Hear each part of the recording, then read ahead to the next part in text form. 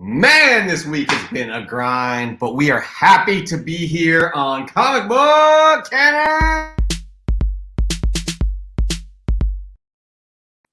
Woo! It has definitely been a grind. Chris and I have a lot going on in our lives, but we are here. We are going to produce a successful show. It is going to be fun, entertaining. I can promise you that. But first, before I promise you anything more, I would like to bring in my co-host and friend, Christopher. Whoa, we need some Rocky music going on here. What's up? You are hyped. You are ready to go. All right, so for those that don't know, I got my waters out here, but I don't drink coffee, and I drink green tea lattes from Starbucks. So I just took like 2 sips because I'm really sensitive to caffeine. And I'm telling you, man, 2 sips, that's like 5 hours of work right in here. So I'm ready. We are ready. You don't need that 5-hour energy drink. You got your green tea lattes. 2 sips. 2 sips. By the way, I support green tea all the way. Way to go. But here's the deal. We're on adrenaline alone. We have an amazing guest tonight. MoonLit Comics, a.k.a. Michelle, is here. There are so many people already in the chat. So psyched to see her. So we're super excited to have her here as well. But first, we got to get through the news. Then she's got to pass her interview, and there's no guarantee of that. And then if she does, she is a guest co-host on the Canon. We got a packed show. Tom Tormey makes his triumphant return. And I think, Chris, I don't know about you. You saw it too. But I think this is the best Cosmic Minute we've ever had. Oh, yeah. Yeah, it's up there for sure. And I have an announcement to make. This will hopefully be the last time you see this background again. I'm going to have my studio, my new house, hopefully for next week. So, well, Jeff, we'll switch off.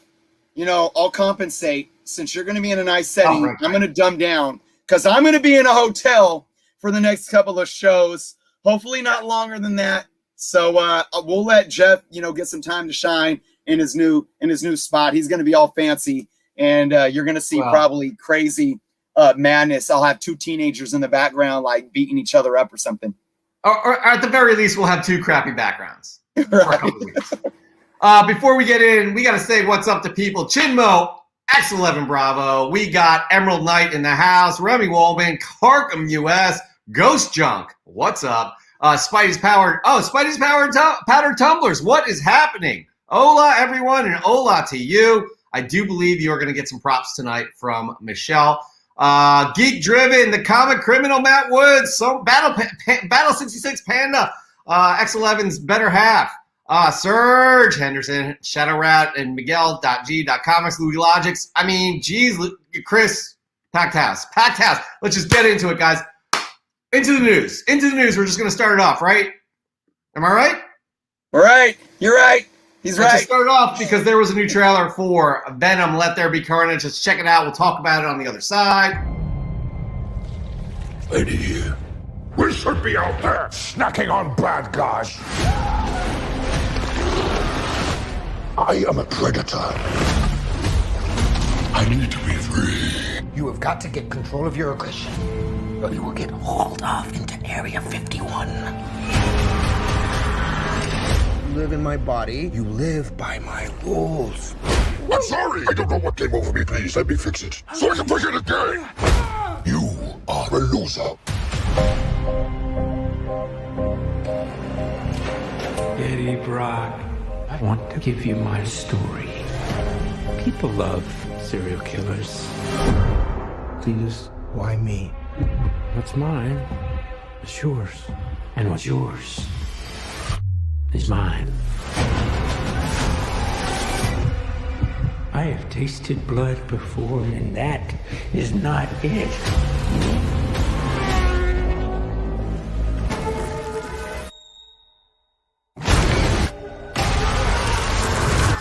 All I ever wanted in this world is carnage.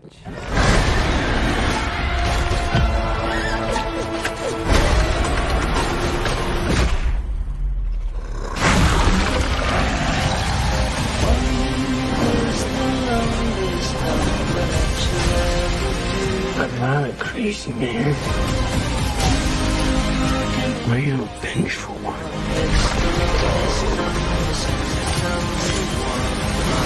Oh, shit! Whoa, where you going? That is a red one! You need to come out right now. I will let you eat everybody! Promise! I promise! Oh, yeah! Eddie, you feel like home to me. Like family.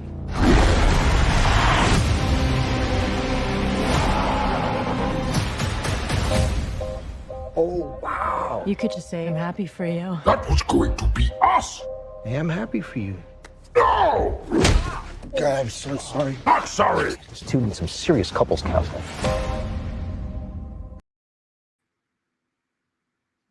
Who wants to go first here?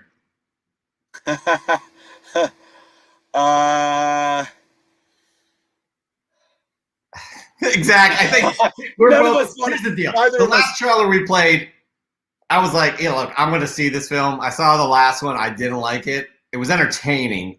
The minimum level of entertainment that I was acceptable for me with a film that I wouldn't just turn it off. But this one, this trailer doesn't change my opinion. I'll see it, but I'm not too excited about it. It does nothing for me, to be honest. I like this trailer better than the first one. I feel there's a little more depth there. I like a little more visual to be pulled into, but it gives, to me, it's one of those trailers that gives away almost the whole movie. You get the whole build up, then you get the battle, the inner struggle with Eddie, and then he has to face his deepest demon, which is like a reflection of himself with Carnage. Carnage gets out, and then they meet up in the street, and then they battle it out, and Eddie's the hero and end of the movie. But I don't know. I share your sentiments probably for the most part. I came out of the first Venom being impressed because I thought it was going to be completely horrible, but it was decent. You came out impressed? Yes, because I thought I was going to absolutely hate it, and I said I was entertained, just like you said. I still have a problem with there being a Venom without a Spider-Man. Yeah. So I don't, I don't know. I'm very much right there with you. I don't have much feeling about this. I watched the video and I'm like, it's just, I don't know. X11, you ruined it for him, so I don't think he's going to see it. Yeah, I can go either way with it. I honestly, usually I used to be the guy that would be there on Thursday nights watching this shit. Like, granted, the pandemic has changed a lot, but if it didn't, I would take my time seeing this. I wouldn't care about spoilers, and that's how I feel. Sorry, that's it. Any last thoughts before we move on? I think because it comes out, it's supposed to come out this fall. I didn't see a comment in there, but they're saying fall. Maybe that's softening up the date because of what's going on. Who knows? Anyways, Karkin wants to know, will Watlock be in it? Quite possibly. Quite possibly. All right. I love it. Moving on here, though, we have some. All right, here's what we're going to do. We're going to let you know what the news is going to look like. We got 2 DC EU pieces of news, and then we'll get back to Marvel. So let's just get it, because I got this one. All right, Chris? Does that work for you? That is right. Chris and I, we are fans of DC. We are not fans of DC EU, and we really want to see them do well. We talk about this all the time. We root for all of these comic properties to do well, and that's why we're kind of excited about this property right here. And that is the Blue Beetle. Y'all may recognize him. I guess he's the 3rd rendition of this Blue Beetle, but the Hollywood Reporter has confirmed that Cobra Kai star Zolo Maridueña is in talks to star as Jamie Reyes in DC's Blue Beetle live-action film. Blue Beetle will be DC's first film that is centered around a Latino superhero, with Angel Manuel Soto directing and Scarface reboot writer Gareth Dunn Alacar on the script.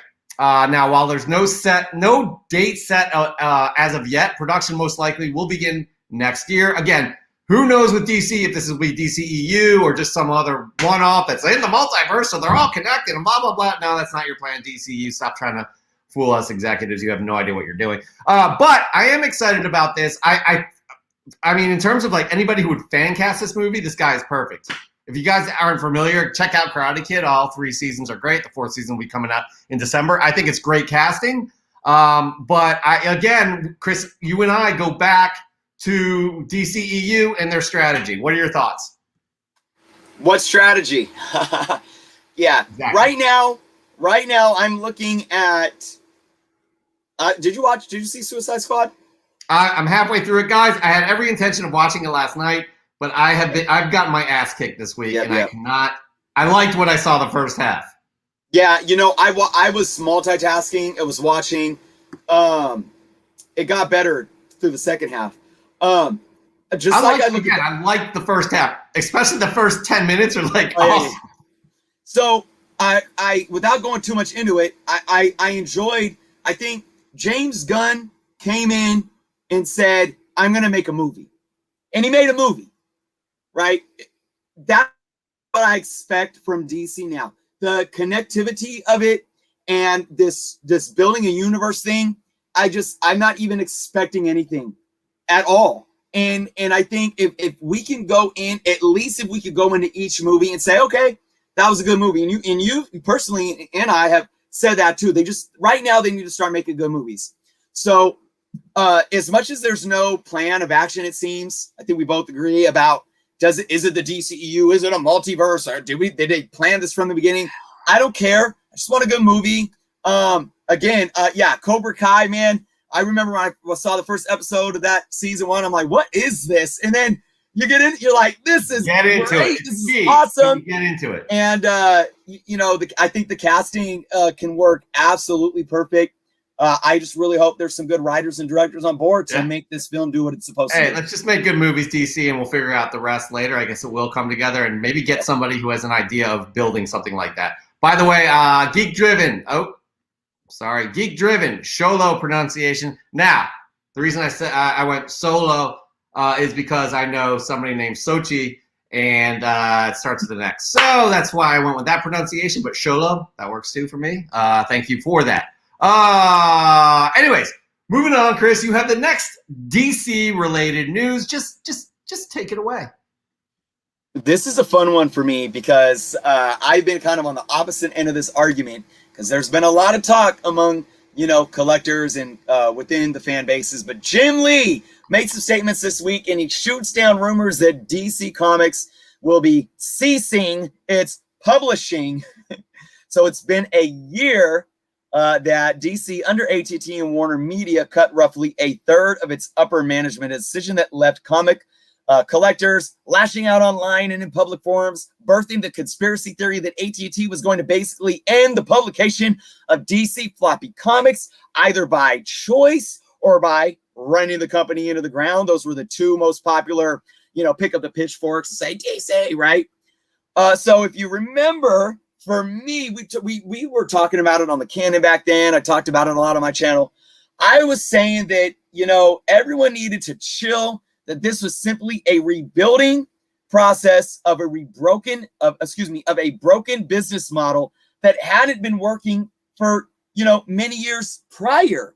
So CCO Jim Lee sat down this week with Hollywood Reporter and addressed these types of concerns when asked what he thought about people being worried that executives want to shut down DC publishing.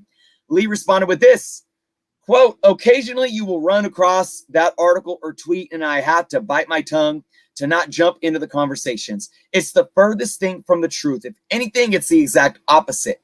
The comics that we publish, the core canon we establish in comics is driving everything that we do across DC and media. We are constantly referring to characters as we build DC beyond the publishing world." You know what he means by that? Other multimedia like live action and so forth. He goes on to state, "Having publishing is vital to our future. You can't rest on the laurels, and having an influx of new voices, new characters, new points of views that is vital to keeping the industry healthy and representative of current times. It's mission one for us to make sure that the universe we create and champion is reflective of the fan base that loves our characters. So yes, it is the cornerstone of everything that we do." Lee also discussed the success of creator-owned projects like Nice House on the Lake and spoke of the importance of having comic book material that can translate into other media, whether that be video games, animation, live action film, or television. And he also addressed the dire need to continue the focus on the globalized marketing strategies and creating stories and characters that speak to a growing global audience. So for me, I never had an issue with the 2020 cutbacks because I knew that the goal was a simple rebuild. And for a company that really has dropped the ball for well over a decade when it comes to the publishing, that's where my head was at. But here's the concerns, and I think, Jeff, you agree. My concerns still lie in the ability for Warner executives to be able to plan, strategize, and execute in a way that moving forward is cohesive and coherent. And that's the problem. So at the end of the day, if you think about it, Jim Lee might just be the glue that can really hold things together and influence those executives, you know, with Warner Media to really, like I said, the cohesive and coherent. I think those two words are key with whatever they roll out for the future. Yeah, Jim Lee was a big part of the business side of things as well, and that's not really, I don't think, where somebody like I think he was stretched thin by, you know, he's also in charge of the creative. Obviously, CCO is that's what the title is.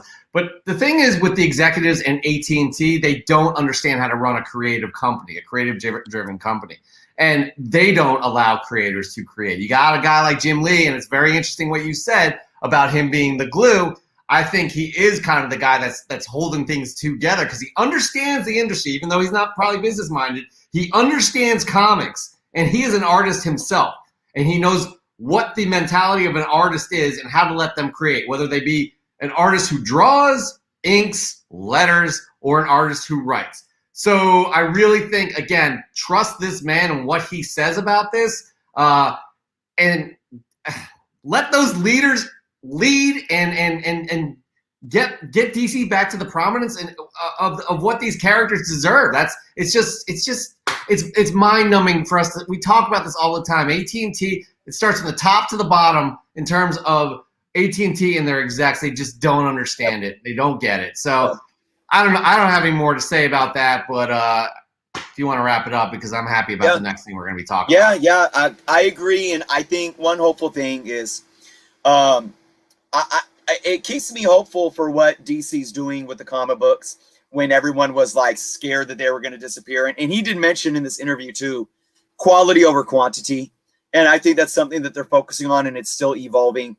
Let's just hope that this does, carry over into the other medias, because that's what fans are there's so many fans are dying for right now. And that's going to be, that's going to speak to the health of what AT&T and Warner does with DC in the future. Remy, well said. Keep comics alive. Give your kids comics. They will love it.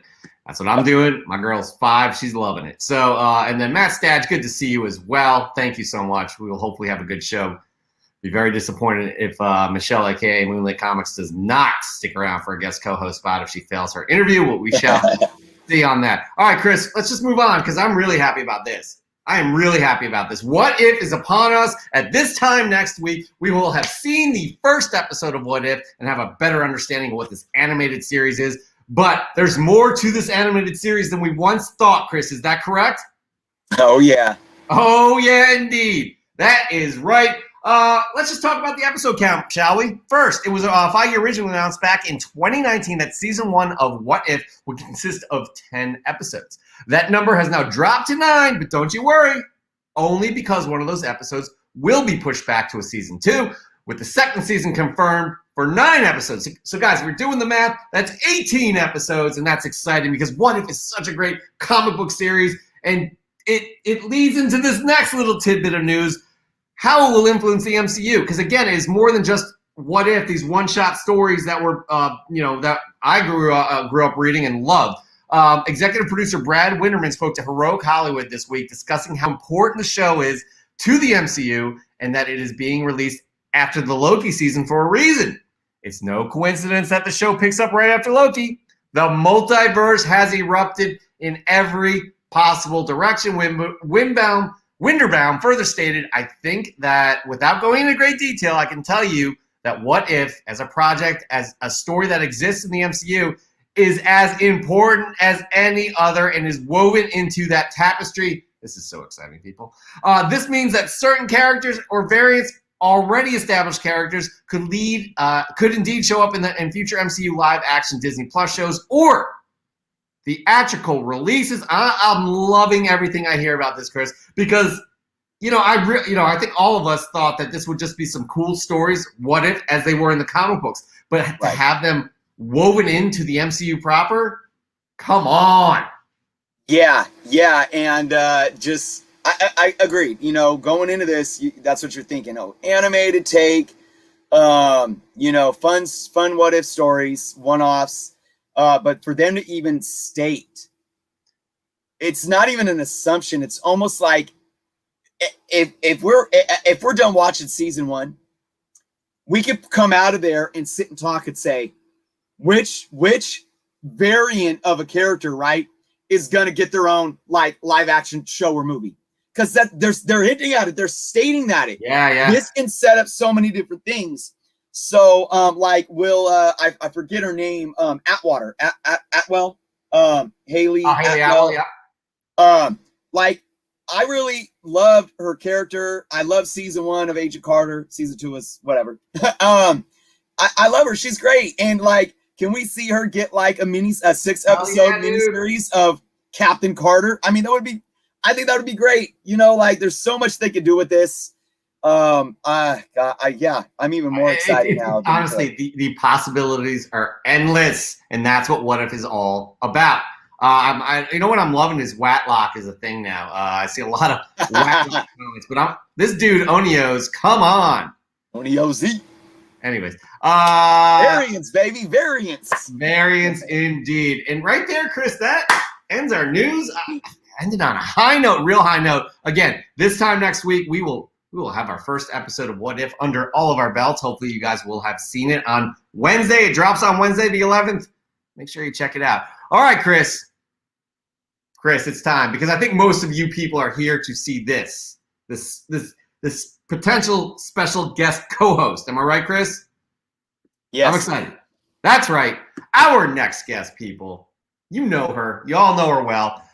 She's a self-professed newfound comic nerd. Yet if you check out her Instagram pics, you'd think she was a lifelong vet. She's a vocal member of the community who has made her voice known in such a short amount of time. You guys, may have seen her on No Good Comics or Spine Ticks. Everybody, please welcome MoonLit Comics, aka Michelle. How are you? Hi guys, good to see you. Thank you for having me. What's up to everybody? Happy you're here. We are very happy you're here. You are a beloved member of this community. You're amazing. When you are on screen with all of these other shows, I said to you earlier before the show started that you should have your own YouTube channel. Everybody who agrees, leave a comment now. If you guys want to see a MoonLit Comics channel. One day, maybe. Right? Yeah, plenty of time. Plenty of time in the day to make that happen. Right. But I have some. I just want to throw some reality out here too, because right now it's the interview process of the show, and this is not guaranteed that you will become a guest co-host for the remainder of the show. Chris, can you please reinforce what I just said? Man. I think we need to start doing. Hold on. Before you say anything, Chris. Man, the Cherno's milk. Wait. What are you drinking? There we go. Look how she's buttering you up. I know. Good cop, bad cop. Right? Yes. By the way, looks like people do want MoonLit to have her own channel. Absolutely. So it's happening, I guess. We just made that happen for you. All right. But here we go. We're going to start the interview process. We're going to start off with some softballs for you. You can knock out the park. And then we'll get into some tougher things. And then we'll just decide. Again, we may just cut you in the middle of a sentence. It could happen. So I've seen it happen before. We'll see. And it didn't go well. So we're rooting for you, but we can't make any promises. So listen, if you guys don't know, Michelle is from Maryland. If you don't know about the region of Maryland, they are into crab cakes. So I'm not sure if you are, but if you are, please finish the sentence. The best crab cakes from Maryland you've ever had is from. Oh, shit, man. This is not a softball question. Oh, man. Oh, wow. Chris. On the spot. Most people like, I don't know. I'm from outside of Philly. I know my cheesesteak spots. You know, I don't have like one main spot that has the best crab cakes because it's hard to find a bad crab cake in Maryland unless you go to like time out. I don't. It believe is. Unless you go to, I mean, if you're going out to eat at a nice place in Maryland, I mean, especially over here in like near Annapolis or near the water, I mean, you can't really go wrong. You know, I've been down to Florida and had crab cakes, and those aren't crab cakes. You know, Sure. I've had cheesesteaks in LA where there was roast beef and peppers. I was like, what the fuck are you doing here? This is insulting.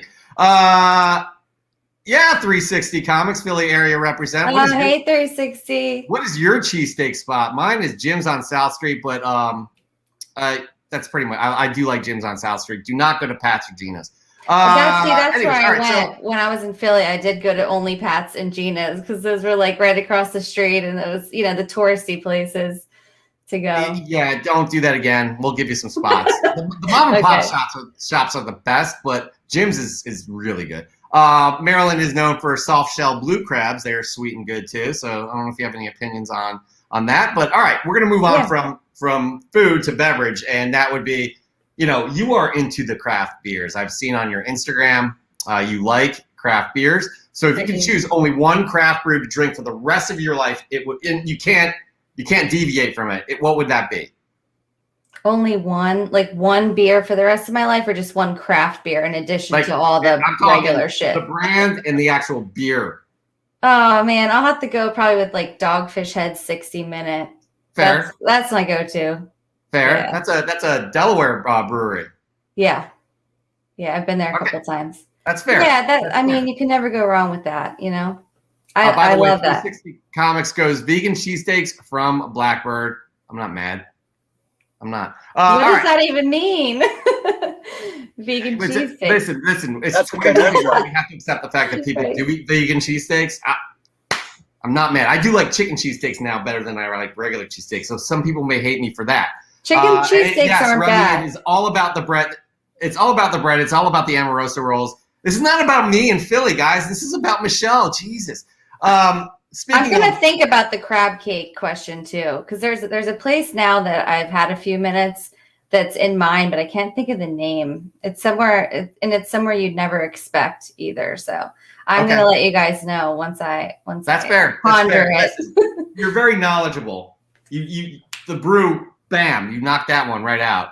You knew what that would be. So that's solid. I wouldn't be able to answer that question, to be honest with you. I do know like Sith Lordly would probably be like Mick Ultra.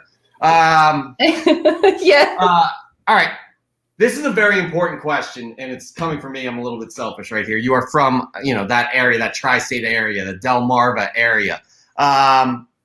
This store is very important to me, and I need to know what it means to you. Wawa. Wawa. I mean, I didn't even know that some states didn't have Wawa until recently. And I'm like, what? Isn't that crazy? I feel so bad for them. You're like, what is Wawa? And, what is Wawa? Wawa is when a toddler needs his bottle and he's like, Wawa. No, stop.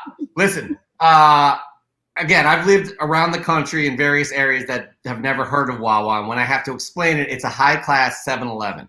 Is that fair? 100%, yeah. Okay. Wow. And I have to say, I'm not But with actual food too, it's not just like, you know, the taquitos and pizza. Like you can get like subs and, you know. But it's handmade subs, and you can order them at any time of the day. It's outstanding. Yeah, for sure. I mean, that's like we have a well, no, actually, that's a Royal Farms down the street. But Rofo and Wawa are kind of like the same thing, you know. We're open all night. There you go. That's it. Hold on, Chris. Keep that up, please. Look it up. You had to look it up. And then there's Chris, can you please bring that up? Yeah, that's a weird logo, though. That's a weird looking. Anyways, you know, like Wawa, they even have a hoagie fest like once a year. Like people are so into it. Shame on you, Matt Woods.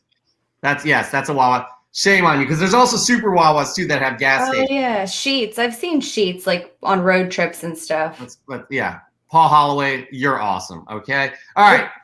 That's a solid answer, Michelle. I'm having a real problem kicking you off. But wait, what's the West Coast equivalent of Wawa? There is none. It's 7-Eleven. There is none. Okay. Subway sandwiches? So like sometimes you have like a gas station with a Subway in the gas station. Does that count? I want to vomit right now. Hell no. No, Subway is absolute fucking garbage. Wawa is the shit. I'm talking any kind of hoagie you want. Any kind of hoagie. Yeah. I'm actually mad at you, Chris, right now, but you don't even know, so it's fair. All right, it's fair. All right, so here we go. This is another kind of like Maryland thing that hopefully people will kind of get. But would you go Inner Harbor or Annapolis? Annapolis. Okay, good. Yeah, No but hesitation. you know what? I'm looking forward to the Baltimore Comic-Con, which is going to be right down there in the harbor at the convention center. And it's supposed to be a really awesome convention. I've never been, and that's in October. So I will be down by the harbor. I'm familiar with that area. There's some cool like little neighborhoods around. But yeah, Annapolis 100%, because I lived there for years, and where I live now is not far from Annapolis. And Annapolis is all. Yeah, I have to agree too. And you're answering all these. Damn it. Inner Harbor is more touristy. Annapolis is like history, but it's got like it's just a cool like literally there are buildings there that are hundreds of years old that still have bars in there, and you literally go under not underground, but you go below the street level almost. It's just a outstanding place. All right. It's an awesome downtown area right on the water, you know, all the ships, and then the naval stadium is right nearby. And yeah, it's a cool historic place, but it's small, and you know, there's a good sense of community down around here. Yeah, it's great. Dan, I don't know, man. Honestly, if you were on the show tonight, I'd kick you off.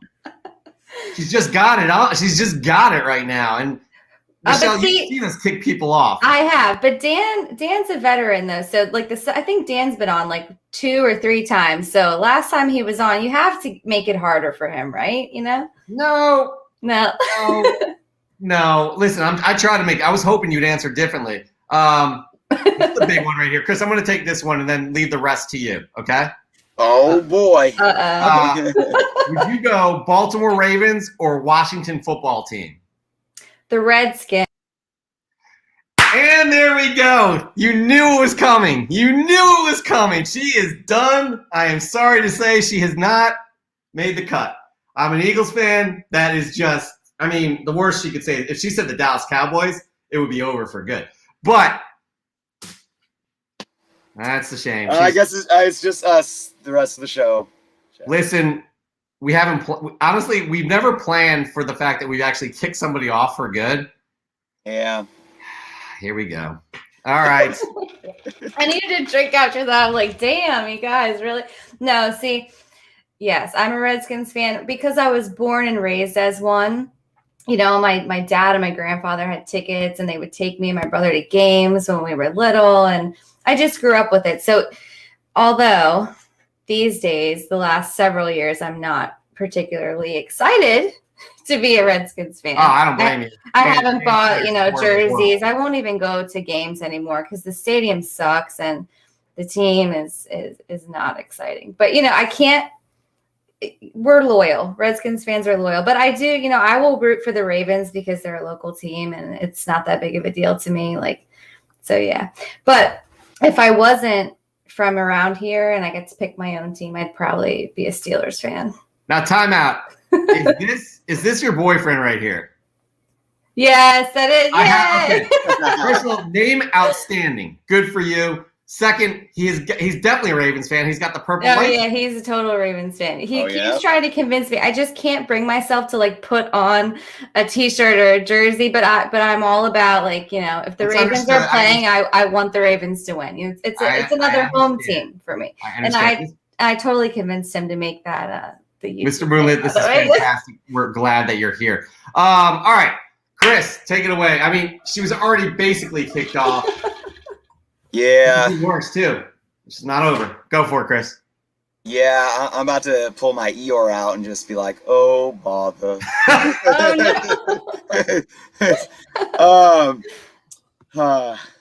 Nobody loves a donkey. Anyways, okay, so I love music. We had to throw some music questions in here. I will say, man, it seems that Baltimore and Maryland is just kind of dry when it comes to at Weird. least getting their folks out and known. I don't know if you have like a solid local underground scene there, but I put together a few.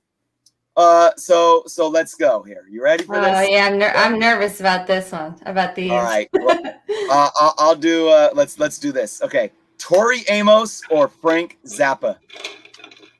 Oh man, I don't know either one. She's indifferent. And here's the thing: I have to say, I'm indifferent on those. Yeah. Well, Zappa actually is kind of an icon. He's definitely. I'll tell you this. I like the indifferent answer. I've seen Tori Amos live, and I've seen her play 3 pianos at once. Oh Ooh, damn. okay. Okay. At once. Is that even possible? Well, you've seen it, I You guess. got elbows, and then She had a grand, she had an upright, and she had some type of something on top of the upright, and she was going crazy. It was mad crazy. It was awesome. all right. Big, much respect to Tori Amos too. All right, so all right, this may be it, Jeff. This might be the one to where I know we kind of let her back on there. I don't know. If Well, I mean, that was a real, like, honestly, that was a punch in the gut for me. The answer, Yeah. that the Redskins or the I hear you. or the I hear Washington football team or the Ravens, but Well, you're All right. an Eagles fan, you said, right? oh yeah, I'm Yeah, Philly that's everything, fine. guys. You were just waiting to kick me out for that. I knew there was a potential there, and like Yeah. honestly, it happened. No, that's cool. All right, Chris, what else you got with the music stuff, man? You're like the music box. I'm not. That's We'll fair. see. All right. We'll see. Okay, well, let's see. So if you have to guess on this one, man, I hope it's the right guess. Here we go. Christina Milian or Billie Holiday? Billie Holiday. Okay, all right. Oh my goodness. Oh, if we ever Oh, geez. if any of you watching would have picked Billie Holiday, man, would have picked Christina Milian. I don't Shame know. on you. Like, honestly, I would shame never on any show of my you. face on YouTube ever again. Shame on any of you who would do that. Like, honestly, goodness, like, God. I will say, Jeff, before we end the questions, though, Michelle, you have to bring up the fact that, and for all the viewers watching, most people don't know this, but Tupac actually lived in Baltimore for a couple of years, where he met Jada Pinkett. So, and they built a very good friendship up until his death. So, a little piece of knowledge. I don't know if many people know that. I So, did not know that. Since we're talking about Baltimore, I had to throw in some Tupac wherever I can. Yeah. Listen, that's an interesting fact, but it doesn't relate at all to Michelle. Nope. I'm surprised okay. you didn't ask me any hip hop questions. That's what I was really worried about. But I probably would have had better answers for that stuff than Listen, Chris and I need Christina to Milian. Chris and I need to convene because if it was up to me, you'd be gone. So just hang out for a sec. What do you think? Yes. All right, paper, rock, scissors. Paper, rock, scissors, shoot. Oh, Paper, rock, scissors, shoot. boom. Gotcha. With the paper. And with that, the paper, rock, scissors, you make the final cut, Michelle. You are a guest co-host on Comic Book Canon. The show is as much Yay. yours as it is ours. Take control, have fun, make fun of us. We can take it. We just get really pissy. We dish it out, but we really actually can't take it. No, you guys are awesome. And I think Dan was right. I think you did take it a little bit easy on me, but I appreciate it. You know, I'm here. I'm happy to be here with you guys. Like I was telling you backstage, you guys are the first ever live show on YouTube that I watched. Listen, You know, we greatly appreciate that. And we greatly appreciate that we met you this way and we now have you on the show. Again, we're rooting for you to have your own channel. And Mr. MoonLit, let us know what you think. It's going to take time, maybe away from you too, if she does this. But she's Right. passionate about comic books. She Yeah. knows her comic books. My God, her collection is ridiculous. So Thank speaking you, of, Jeff. we're going to be doing a segment next that you're going to be sharing. But we do, each week we have our thing of how we introduce this segment. Chris, what is the segment called that we're moving on to? Oh, by the way, time out. If you guys are not following Michelle at MoonLit Comics, please do. If you don't, shame on you. All right, Good, sure. moving on. Chris, what's the next segment we got? What do we do? It was almost stale and out over date, past due date this week I think for both of us. But we made it, and we are fresh from the comic shop. That's right, Fly from the Pressing Salon. Y'all know and love this segment. You guys share your fresh gets each and every week. Chris, myself, and our special guest co-host will look at that, we'll talk about them, and then we will pick a semi-finalist for our running promotion with Whatnot, and you can win some cool slabs. Chris, would you like to announce the cool slab we have going for August? Yes, it is on its way. It'll be in my hands in a couple of days. But for now, just let me say that it is an X-Men 4 9.6 CGC first appearance of Omega Red. Somebody is going to win that beautiful book. That is right. We're going to pick a semifinalist tonight with all of these entries that we have. It is on Michelle to pick that. I know that's a lot. That's a lot. It's a burden. That is a burden. Oh, yeah. I don't know if I'm ready. We have faith in you. You know your shit. But before we do, why don't we all talk about what Whatnot is, since they sponsor this segment. Whatnot, guys, it's fantastic and no bullshit. Chris and I would not be behind this product if we didn't believe in it. I'll tell you what Whatnot it is. Whatnot combines a safe buying platform of eBay with a video component of Twitch. Their mission is to bring together collectors and enthusiasts to safely buy, sell, and connect. Now, here is how to submit and enter. You first of all must be signed up to Whatnot. The link is below in the description. And with that sign up, you get $3 off your first purchase. You must follow Comic Book Canon on Whatnot. That is right. It's as simple as just at Comic Book Canon. That's it. Post a pic of your fresh get on Instagram, tag us at Comic Book Canon, and use the hashtag FFTCS.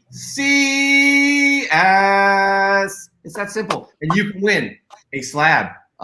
Pretty awesome slab. And this month, I mean, Chris, I was shocked when Chris does a good job of getting these slabs. I was pretty shocked when Chris found this one. So it's a 9.6, but still, this book is hot, and let's hope Omega Red makes his way to the MCU. All right, Michelle, are you ready with 3 books? I am, yeah. Don't show. No, I'm not going to. I know. Okay, good. All right. No, I'm excited. And I just wanted to say, too, that the Whatnot giveaways you guys have been doing are awesome. And that app is pretty sweet. I've been seeing a lot of people I know from the community pop on there and do sales. It's really fun. Oh, it's great. Yeah. Like, again, no bullshit. We really do think this is the great product, and it will, in terms of the, collectible market, it's going to overtake eBay, no doubt. You want to see these people and be able to interact as opposed to just typing in a number and that's it. So again, guys, check it out. Sign up. Link is below. But we're going to get right into it. Oh, by the way, this is the criteria. Just reminding you, Michelle, and you, the audience, presentation in terms of like the composition of the picture, the kind of uniqueness of the book. Right? It could be a unique book. We had a few from Mark Leneker that were like from the 40s or something like that. That's a unique book. And if there's a story behind it, Tommy Boy Collections won the Department of Truth 9.8, Department of Truth number 1, 9.8 slab last month because he had just an amazing story about, it sounds crazy, but he graffitied his whole backyard fence with his son. It was just awesome. So that was amazing. It really was. It was beautiful. And by the way, that guy's very creative. He has won again, an entry again, but he's not eligible to win. We always have so many amazing submissions every week. Like I love it. So yeah, I'm ready. Each and every week, people just kind of just raise that bar, and we are just Chris and I are just here for the ride. But let's just get started here because we got Word Bubble Collect. Mail call, he says, a little of this, a little of that, still waiting on the rest. Some winnings mixed with a couple of purchases from last month. As you guys can see, there's the High Republic. You got X-Men. I'm not sure which one that is. And I don't know what the other one is. But those are some nice pickups. Sorry, guys. It's been a busy week. Usually I research those and look them up. But that is a nice pick. I'm mad because I did not get this pick right here. Cyclonic Rage. It was sold out at my local comic shop. But this is, as he says, FFTCS. And tradition. This is the new Superman series. It is the son of Kal-El. I was excited to read this, but it was sold out, so I'll have to wait, I think, on that one. We got Marvel Man 616 Comics. Finally found Nice. my grail. I think he was joking. That's right. Toxic Avenger number one. The best $3 I ever spent. That's a good get right there. $3? And That's pretty cool. they are Yep. rebooting this series. I do believe they are rebooting this. So this film. That's just classic 80s right there. Next up, we have Expensive Paper. Look who showed up to join the family. I guess I'll need to find that second print now, maybe the convention edition. Still optimistic for Naomi. I seem to recall another Bendis character that took a minute to heat up. And guys, if you don't know who that character is, that's Miles Morales. Now here's the deal. With Naomi, they're already in production for this CW show. I think they released a teaser or some images. So that book will definitely get hot. It's been up and down a lot. I'm pretty sure the CW books, but I think. Correct me if I'm wrong. I think Ava DuVernay is connected to that series. So she's There's potential there for sure. She is awesome. All right, you know who's awesome? Peter Peanuts, because I love that name. If you know, you know. He says Nova issue number 3. Just found these at my local comic shop. Finally catching up with the all different Avengers. Yes, I'm that late. I'm pretty sure that's when all of those characters meet for the first time. I could be wrong. Correct me in the comments if I am. A lot of comments to catch up on here, guys. Please be patient. Comic Toby 420 with the Terminator. I know it's hard to see, but he's got the 90s goodness with Thunderstrike. I believe that's U.S. Agent and War Machine, and I think that's Terminatrix right there. As we know, Ravonna Renslayer from Loki she's going to show up in Ant-Man and the Wasp. All right, Michelle. Now's your time to show your first fresh get of the week. What do you got? Okay, so this is fresh from the comic shop, Fly from Terrificon. That was brilliant. I love that. Okay. Good job. So I didn't pick up a whole bunch of books at the convention, but I did get a handful, and I brought my favorite 3. So what do you guys want first? No, this is all Werewolf or vampire? Chris, your choice. Vampire. Okay. So first one we got here is Adventure into Fear. Yeah, so the first solo Morbius. Yes. Yeah. Oh, really? I got a really great deal on it, so I was pretty That's fantastic. Thank you. That is a nice pickup, and honestly, the time. Oh, I'm good. Did not mean to do that. Sorry. The time it took, the time and care and kind of research you do on these books, it's incredible. Again, thank you. How long have you been collecting? Because again, you're you say you're a newfound. Yeah, dude, it's only since January, man. Shut up. January 2021. Yeah. Crazy. So 6-7 months. I think it's fair to say your knowledge surpasses mine. I'm not bullshitting you. Well, a lot of the reason why I love comics is because of the history and the information and the creators and just all of that. So, I mean, I'm looking up this stuff anyway when I pick up books and I'm opening them and looking through the stories and I'm researching them. So, if I'm going to take the time to do it, I'm going to share it with people on Instagram because it's fun. It's a joy to see. And again, you take the care and time to put all of the descriptions in your Instagram posts as well. So. Somebody who's passionate about this community and this hobby, and has been since I've been the age of 12 when I really started collecting adamantly. I have mad respect for you, and I think that's freaking awesome. So that's what I want to say. Thanks. I never really expected to get into comics at all, ever in a million years. But I stumbled upon a few, 14 issues of the original Volume 1 Star Wars run that were my dad's. And he passed away 21 years ago. And I didn't know about these books or any of the stuff in these boxes until January. And so I found an envelope with those books, and he had a bunch of other cool stuff, like stamps and cards and, just cool collectibles. But the comics, when I found them, it was just something that I was like, okay. And long story short, I felt like I needed to finish the collection for him.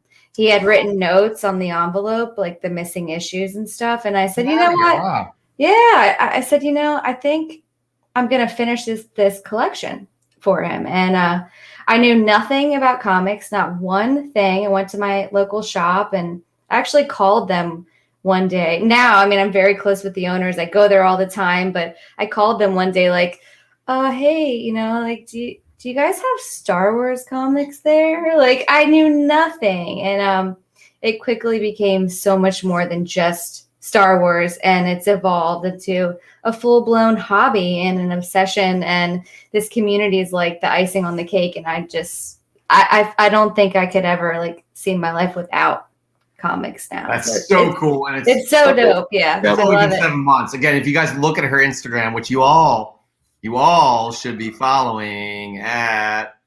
Again, I'm a mess here. Hold on.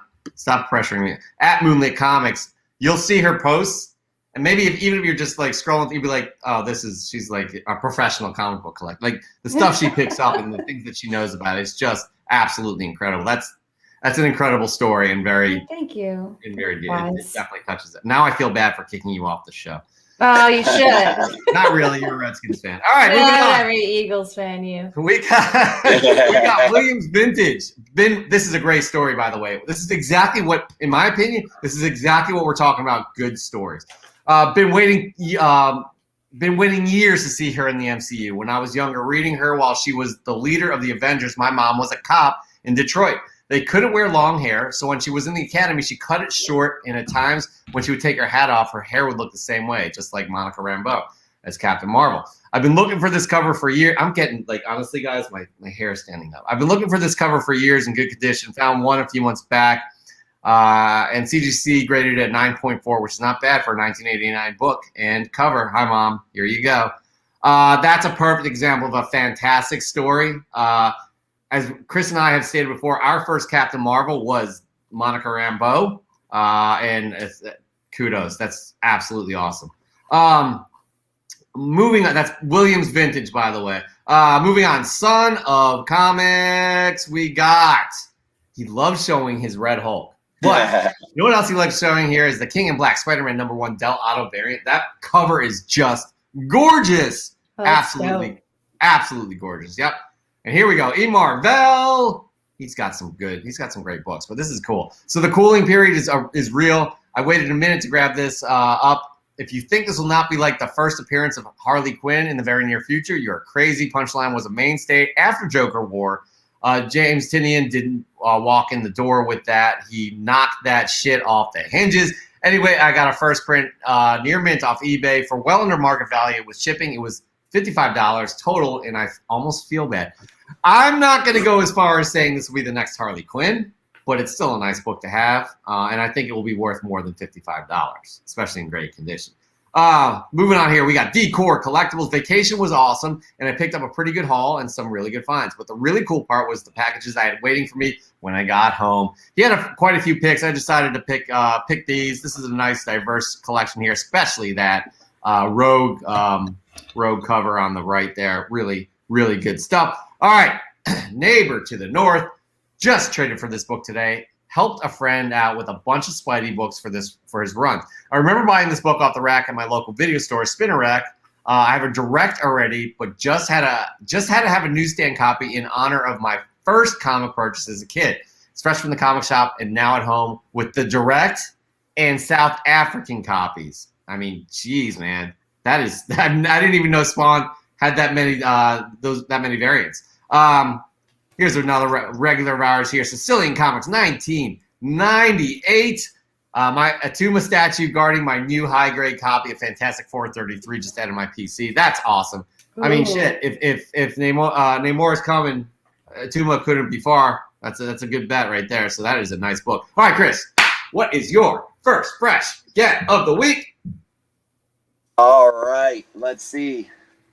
It was tough for me, guys. I had a week, and I didn't even have anything ready. I'm like, what did I get this week? And I didn't even think I got anything, but I did.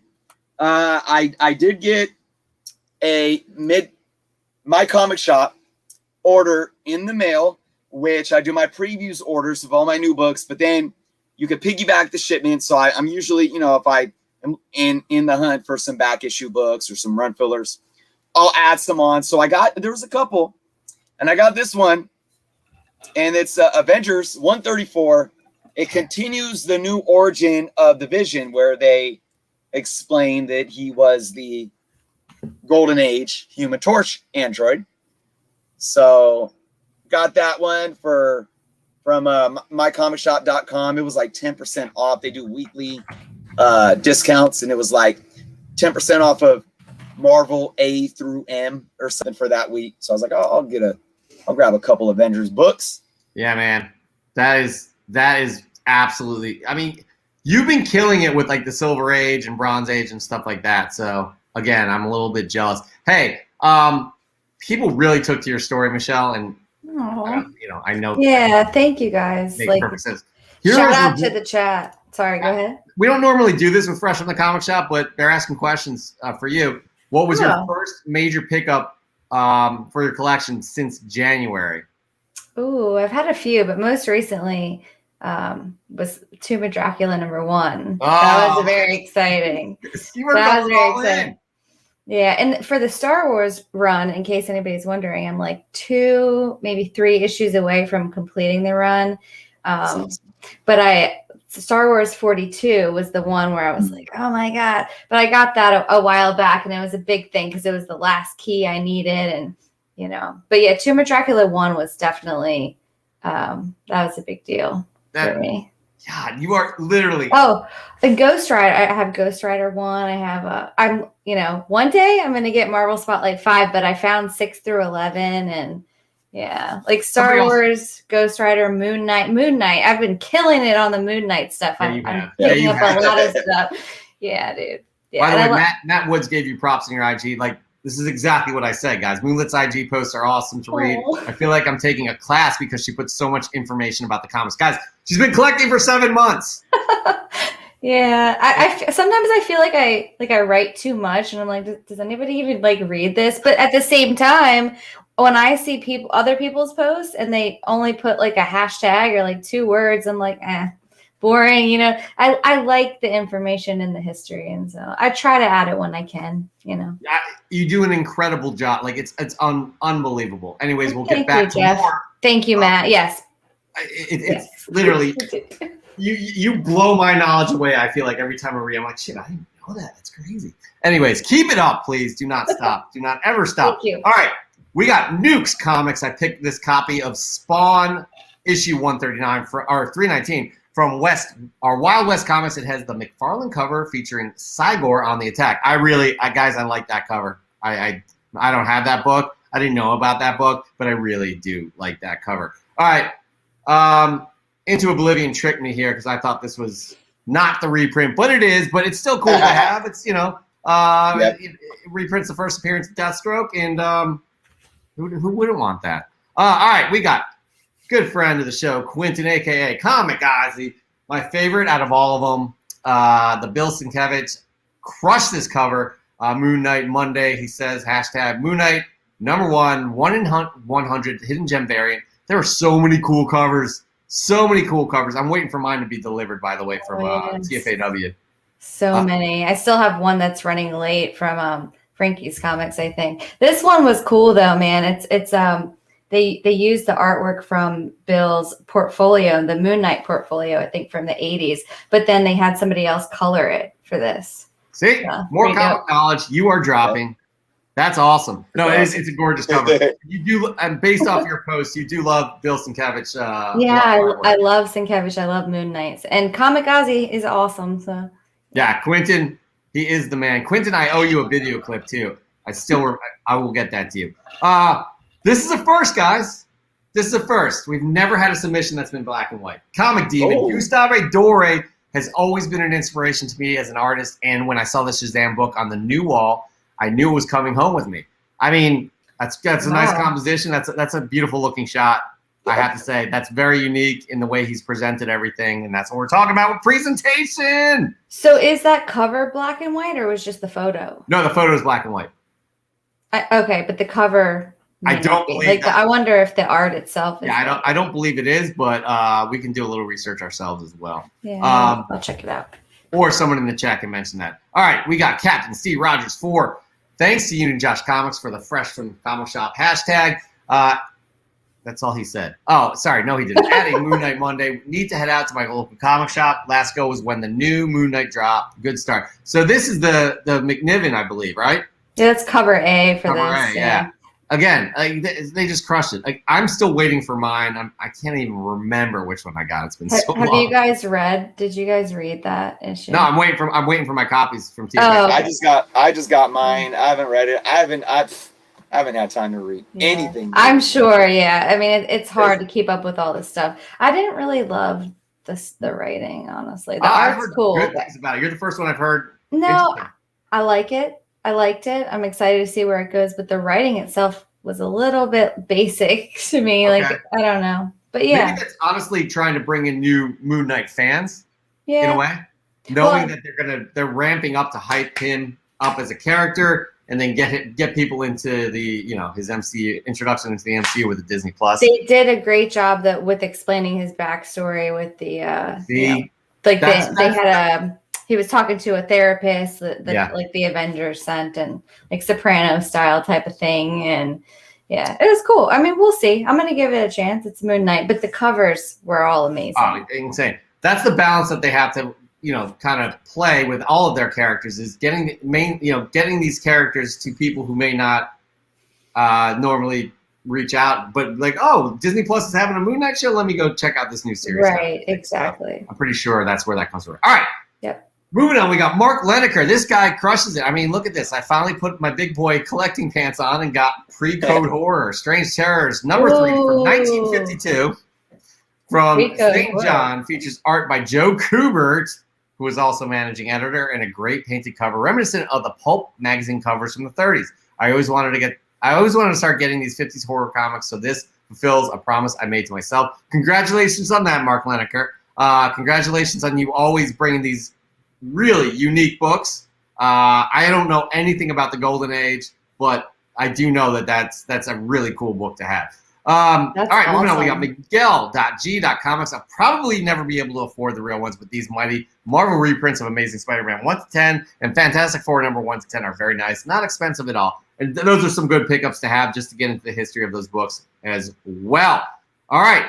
I'm gonna go for it, guys. My first fresh get of the week, and this is what I got. Again, guys, I have not had any time really, but anytime I dig through some bins and I see this book, I have to pick it up, especially for 99 cents. It's Batman number 96. It's the first appearance of Clown Hunter. You guys see these? James Tynion said there's a lot that will be done with the Clown Hunter. So I would suggest picking this up. This is from Joker War.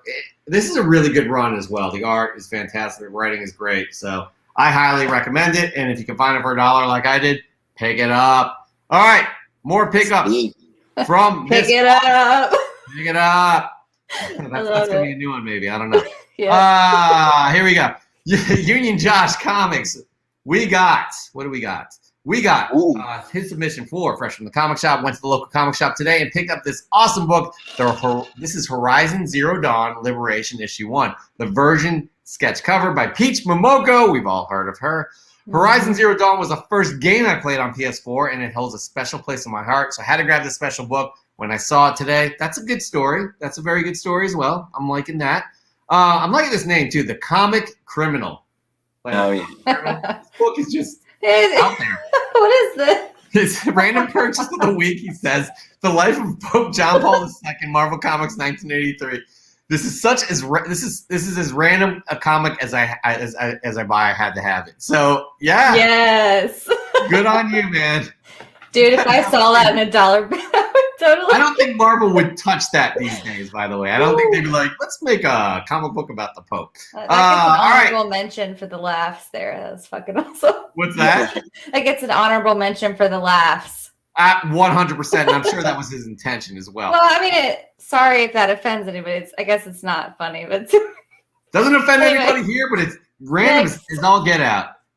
All right, moving on. We got Thanos wins, fresh from the comic shop with this copy of Uncanny Avengers 12. Kang is here. Thanks for the tag. Union Josh Comics. Union Josh, you are all over the place.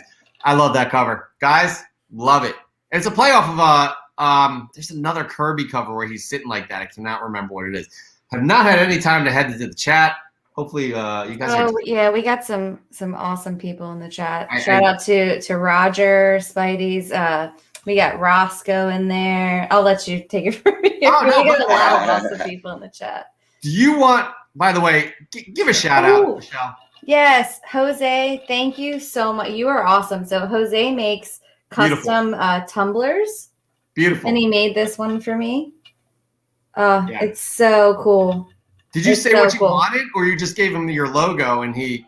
No, this isn't even I don't really have an official logo except for the one, that's my profile picture. But I just told him I wanted a MoonLit Comics and like a Star Wars type of font and a crescent moon on the back with like matte black and stars. And he delivered, dude. I mean, this is amazing. Nice. I hear nothing but great things about his products. He's awesome. He does the custom tumblers. He also can customize like anything else, like knives and all that stuff. I don't know. Check out his Instagram. Definitely. But anyways, guys, this is that's not him. This is him. Spidey's powdered tumbler. I met him at Terrificon too. He came up from Texas. Once we get past the hottest comics, we're gonna talk about how Terrificon was for you. I think it's not Roger Levesque there. Dude, Roger's like my bestie, man. He's the coolest guy that I've ever met, man. He's one of the sweetest people in this community. I have to say. Yes. This community is amazing. It's hard to give him shit, although we did kick him out too, by the way. He was okay. I don't feel like that.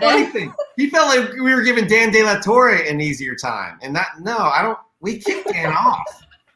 Anyways, moving on. Where are we? I don't even know. Gosh, I have to say, you're doing well as his guest. We have a Hall of Famer. We have one Hall of Famer, but we may have another one. Steve from the Nerd Herd is a Hall of Famer. I love Steve, man. Moving on. We got. I'm lost, guys, but I found myself. We're good. Comic Under 73. It's New Comic Book Day and fresh from the comic shop. Union Josh Comics, this is what I picked up, Not All Robots from AWA Studios, Star Trek Year 5 from IDW, and Stillwater and That Texas Blood. That's a nice new comic book day right there. Comic Hunter 73. We got Shadow Rat, Stake 1 through 5. Guys, I don't know anything about the series. I'm gonna be honest with you. I don't know if you guys do. Anybody here? Feel free in the chat to let us know if it's good, but hey, Shadow Rat has it, and he's pretty pumped about it, and we are pumped for him. Loving this guy. Cover Junkie Comics. This guy loves his Dr. Doom covers. Fresh from the comic shop with the origin of Frankie Ray. First appearance of Aunt Petunia and Jake Grimm. We hear a lot of Aunt Petunia from the thing. Fantastic Four, 238, 1981. My Grail, this is his Grail run. I love it. My Grail run is all the cover appearances of Dr. Doom on Fantastic Four books. I'll probably never have. But honestly, I think that's a great goal right there. I am loving that. That is a great goal. And the presentation was great with all the crystals and stuff. I love the crystals. I love it. I dig it. And Doom and his goals to collect all the Doom covers on Fantastic Four. Yeah. Way to go, cover junkies. I'm loving that. But he's a new collector too, by the way, and he's just completely fixated with Dr. Doom. All right, moving on. This is a nice presentation. This is reminiscent of a lot. Kamikaze has had a lot of influence on a lot of people recently. I'll tell you that right now. But this right here is Comic Noob. We got, as he said, picked up just for the cover, and now I have to go back and pick up the back just because the story is actually good. Damn it, he says. That's what happens. Being a comic book collector, you know it. And guys, this is our boy, Tommy Boy Collections, the winner of last month's Fresh from the Comic Shop What Not submission. Excuse me, he won Department of Truth #1. Combining Another Love, he says. Ooh. Those hats. Yep. Nice. Combining Another Love. New era fitted hats and Static spelled out in hats. Look at how creative he is. Issue #1, clean and pressed, going to send it out to CGC to get graded soon. You don't start none, there won't be none. Gosh, I get down. Me and him should show off hat collections because he's got the hat collections, he's got the car collections, he's got the tat collections. He's a graffiti artist. You are just a creative He dude. sounds All right. like somebody that I would love to hang out with. Yeah, man. Honestly, follow him on Instagram, Tommy Boy Collections. You will not be disappointed. I think All right, he Michelle. posted that. He posted that for Chris with the hats. It's a good point, 100%. actually. He's not eligible to win, by the way, but it's a great submission. All right, Michelle, what do you got? Second pick. Ooh, okay.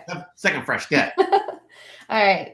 So you guys know I love Moon Knight, and you know the prices Go off. for the first and the second appearances. So one of my goals at Terrificon was to find the third appearance of Moon Knight.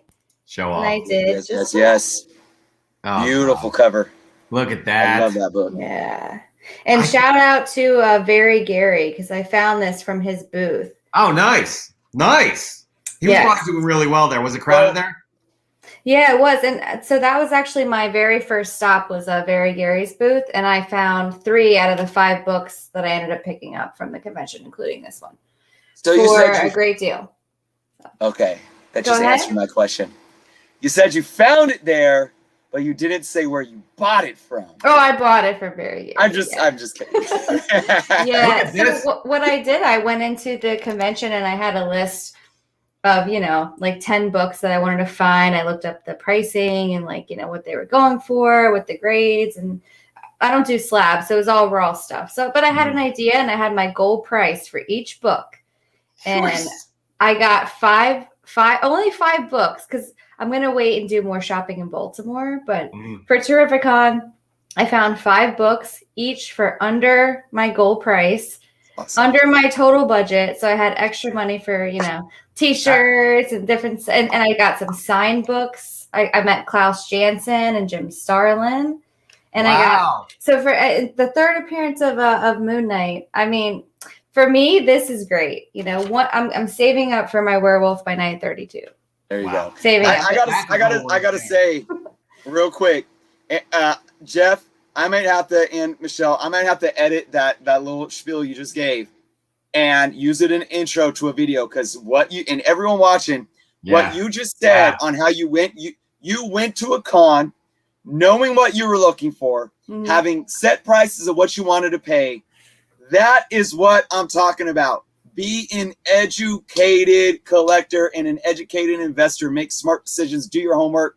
Man, I love hearing that, because I think so many people need to hear that. And there's ways to where if you set yourself up, you can succeed. You can get what you want on a budget and not, come out of there like you came out of the Las Vegas casino with no money left in your pocket. Dude, if I went in there without a list or without a plan, it would have been no-go. I would have bought everything. You know what I mean? But right, yeah. I was like, okay, this is my budget. This is my list. I checked off about half of it. But I didn't, I was only there for one day, and I didn't get to the convention on Saturday till like 1:30.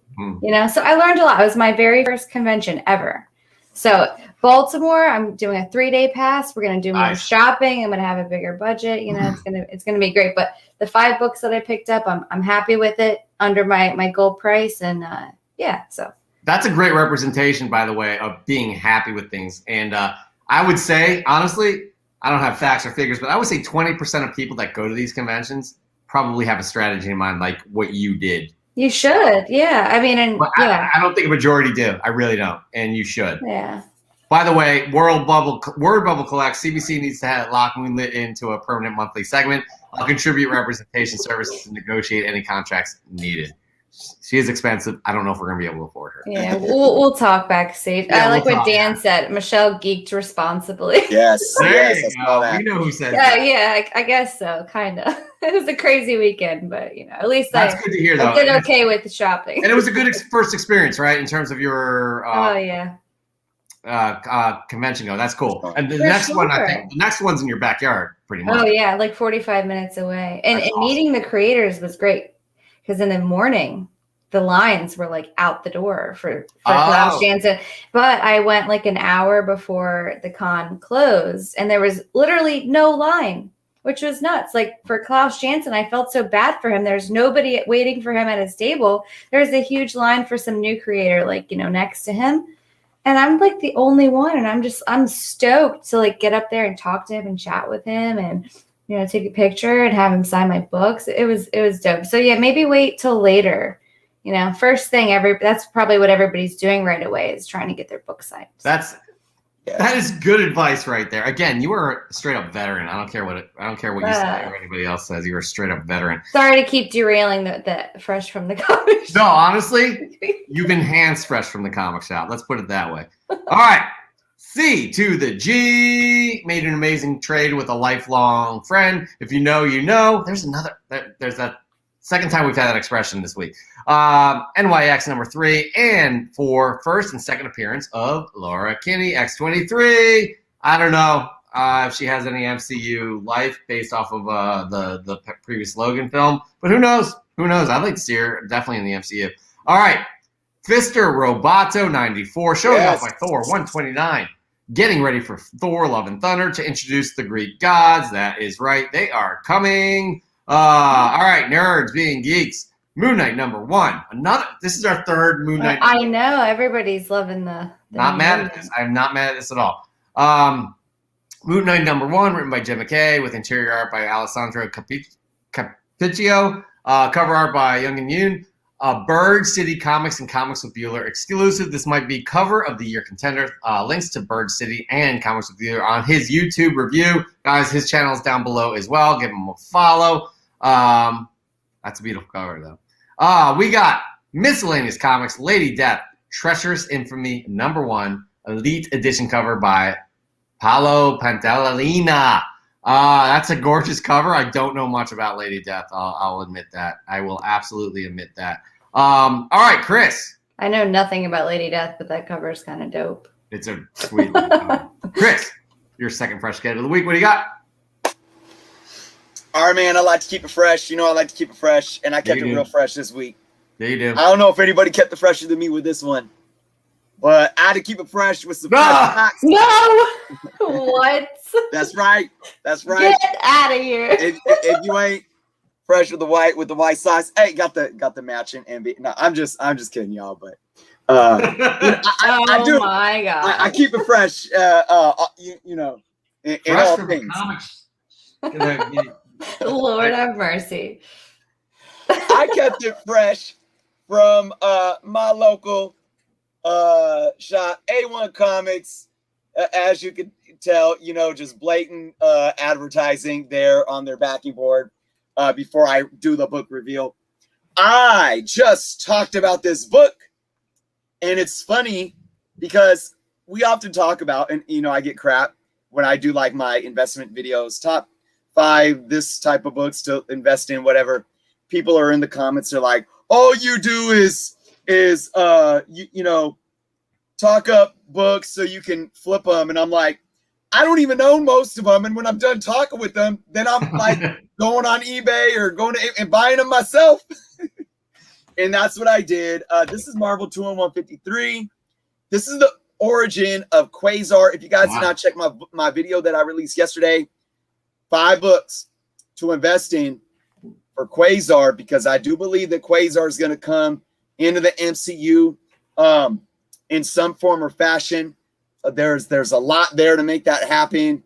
And this is a book, Marvel 2-in-153, that is very, very affordable. You know, I don't know if I looked at like my comic shop or anything online, but I think I only got this for like $4 or $5 from A1. So, you know, if you guys are Quasar fans and you didn't know about this book being the origin of the character, there it is. That's interesting for sure. I didn't know anything about Quasar, but I have one of the Marvel team up annuals that had him in it, and it was the first time I ever saw that character. And I was like, who the hell is Quasar? So maybe I need to go find that 2-in-1. He's been around for a while. There's an Incredible Hulk book where he changes his name to Quasar. I cannot remember. 234. 234. Yeah. 234. That book's on fire. That's a good bet. He's going to make his way into the MCU. I could see maybe included in like you know, the next Guardians of the Galaxy or what have you. Hopefully with Watlock as well. I gotta ask: Is Watlock Is that a mix between Adam Warlock and Matlock, correct. the attorney? It was a typo. Oh, I thought it was just a typo. I was gonna say. I thought. Yeah, Matt Stadge, I think it was a typo, and we're just keeping it. So Watlock it is. Moving on though to some more good stuff from all you fine people. AZ Mailman 211. What do we got? We got my submission for this week's Fresh from the Comic Shop. Is probably my favorite pickup from last week's Vacation. Incredible Hulk 49. Where the Wild Things Are homage cover from 2003. Shout out to Zaps Comics in Wayne, New Jersey. Great shop with tons of back issues. Remember, the best part about going on vacation is not just visiting with friends and family, eating food, or seeing the sights. It's raiding comic book shops after comic book shops after comic book shops. That's a great cover. Gorgeous looking cover. This is an interesting one. MCATS 910. Avengers vs. X-Men number 7. Namor declares war on Wakanda. Very timely right now because people are specking on the fact that Namor could be the protagonist in Black Panther 2. So we shall see if that's the case. This book will become even hotter, but there's a lot of spec behind this book, I would have to say. We got, next up, Christian7203, working on the Marvel Comics Presents run. There are a lot of Marvel Comics Presents, as well as The Last Ronin in there. And Amazing Fantasy as well. Those covers are just crazy. That's a book that came out not this previous week, but the week before. Good friend of the show. We give him a lot of shit, but Dan De La Torre is the man. Oh, Dan is the man. Iron Man 170, the first appearance of James Rhodes wearing and using the Iron Man armor. 9.6 white pages. That is a great book to have, especially with Armor Wars on its way to Disney Plus. All right, guys, this is mine. Dan's just in his own level of fresh. Him and Azor is. I was just about to say, Eric is insane. Absolutely insane. And here's my second fresh get of the week, which is nowhere near touching those books. But come on, I couldn't pass this one up either. This is Weird World number 1, the hip hop variant. Chris? Ooh, hip hop variants are. I mean, come on. Like, seriously? Yeah. Snoop's first album. Dude, that's dope, Jeff. I love this cover. This spun out of Secret Wars, the second Secret Wars. I wouldn't pick up Weird World number 1 on its own, but I had to. Right. Yes, man. It's very fitting. I gotta look for some of these hip hop covers. That's awesome, Jeff. Yeah, those hip hop covers, I just absolutely love them. I think there was a Department of Truth one that was an Eminem cover. There's so many. There's Bill Sienkiewicz did a Kid Cudi cover homage. I forget what the actual book was, but there's was it for Marvel? Maybe, probably. Okay. There's a lot of these hip hop covers out there, and but Sienkiewicz actually did the album cover for Kid Cudi's actual album, and then I think did the cover for the comic. That's incredible. Actually. I'm pretty sure. I may be wrong, but I'm pretty sure because I remember being so hyped about it when I found it, but it's expensive on eBay and stuff. Anyway, great to see one of those tonight, Jeff.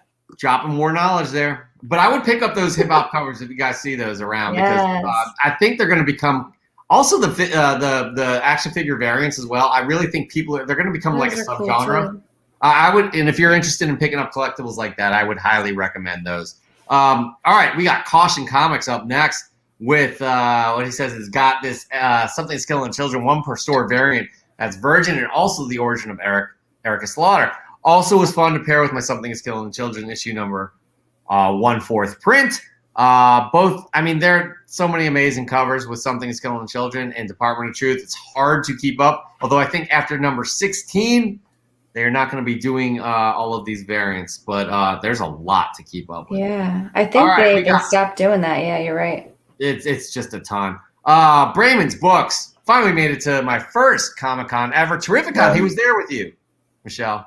I don't know if you know him, but even with a small budget, I found some fresh gets. Those are, nice. X-Factor number 6 is fire. I see a Watlock in there. I see an X-Men number 4 that we are giving away for this month's Fresh from the Comic Shop. What else do I see there? Nice. I don't think we met at Terrificon, but that's a nice little haul. That is a great haul right there. There's a lot of hot books from that haul. So good on you, Brayman's Books. All right, Michelle, your third and final fresh get of the week. What do you got for Yes. us? Jeff, Hold on. Jeff. Okay. Yeah. what What? about your second? Wait, he just did. Didn't he I just just do did his my- third? Second? Yeah. Yeah. Where was I? Oh my God. See, I am running on. Guys, I we told you it's all been a week. rough week for the two of us, okay? So just Yeah. try and keep up with us because we are not all there. Oh Michelle my is cooling goodness. it down. Oh God. Your third and It's fresh okay. get of the week. It's hard to keep track with all the submissions in between. It's It like, really oh. is, actually. But thank you for looking out, Chris. I appreciate that. Michelle, what do you got? Okay, so apparently third appearances were my thing at Terrificon and I told you guys earlier I had Tomb of Dracula 1 and I really, really love this series. So this was like the number 2 book on my list to find. Tomb of Dracula 13. So it's the third appearance of Blade and his origin. Yeah. Look at you. I mean, Dude, I got this for such a great deal. It was like half of my goal price.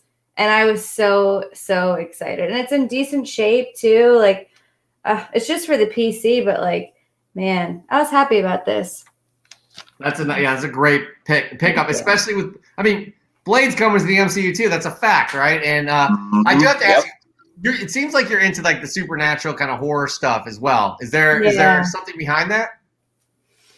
Not really. I mean, I told you guys earlier, I started with Star Wars, and I mean, Star Wars is amazing and stuff, but like, I wanted to find my own, kind of my own things to hunt for and collect. So I started with Ghost Rider and Moon Knight, and then Werewolf by Night and Tomb of Dracula. And, I love all that stuff. I have some Spider-Man and X-Men and, like a lot of things like that, but mostly the Marvel horror and Swamp Thing. I freaking love Swamp Thing and some DC stuff like that. Spectre. I think I'm just into the horror stuff, the That's horror cool. stuff and like the vigilante characters. And Because that's going to be coming up next. I think Moon Knight's going to be like the doorway into that in a way. yeah, that 360 and Doctor Strange probably too. Yeah, Movie. actually, Doctor Strange is definitely going to be the next one. You're right about that. 360 Comics brings up a good point. Blade is what's up. Dude saved Marvel Comics in the late 90s and gave us the possibility of the MCU. That's a fact. I mean, that's a fact because Marvel they were in bad financial shape in the late 90s to the point where they were just almost done. So we have a lot to be thankful for with Blade. By the way, what's that mug? Only the best mug that I own. Props. Yes. Sterna, this is I need to get a t-shirt, but for now I rock the coffee mug and I have stickers on my short boxes.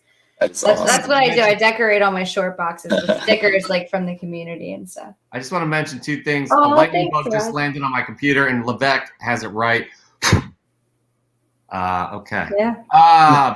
Yeah, like I said, it all snowballed, man, and it's been such a fun journey.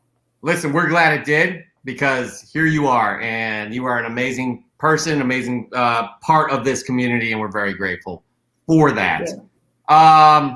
All right, next up, who do we got? We got Carcom, U.S. Fantastic Four, Volume 1, numbers 193 and 199. First Doctor Doom clone and the death of Doctor Doom clone. These are just classic books. Sweet. I mean, yeah, I just picked up the first John Byrne on Fantastic Four. I love me some John Byrne, so this falls along the lines of that as well. And I'm loving the Doom stuff tonight. what's that? I'm loving the Doom stuff. Absolutely. Tonight. I can't wait to see him in the MCU. That is just going to be Oh my god! Yes. inspiring. He's going to crush it. That character. People are going to be like, "This dude is fucking loco." All right. Before we get into our last fresh get of the week from our audience members, Chris, what is your last fresh get of the week? All right. Don't show us t-shirts or socks. Nah. I'm looking around for something, but to play with you guys. But that's it. I say the best for last. I say the absolute best for last. Jeff, you know, I just No, here we go. What do you got? What do you got, Chris? What do you got? I don't know. This might be my greatest pickup on Fresh from the Comic Shop. And there's been some good ones. I mean, I just had Beta Ray Bill's first appearance. What was that, last week? So this is a good one. It is near mint grade. Warlock of the Infinity Watch number I knew one.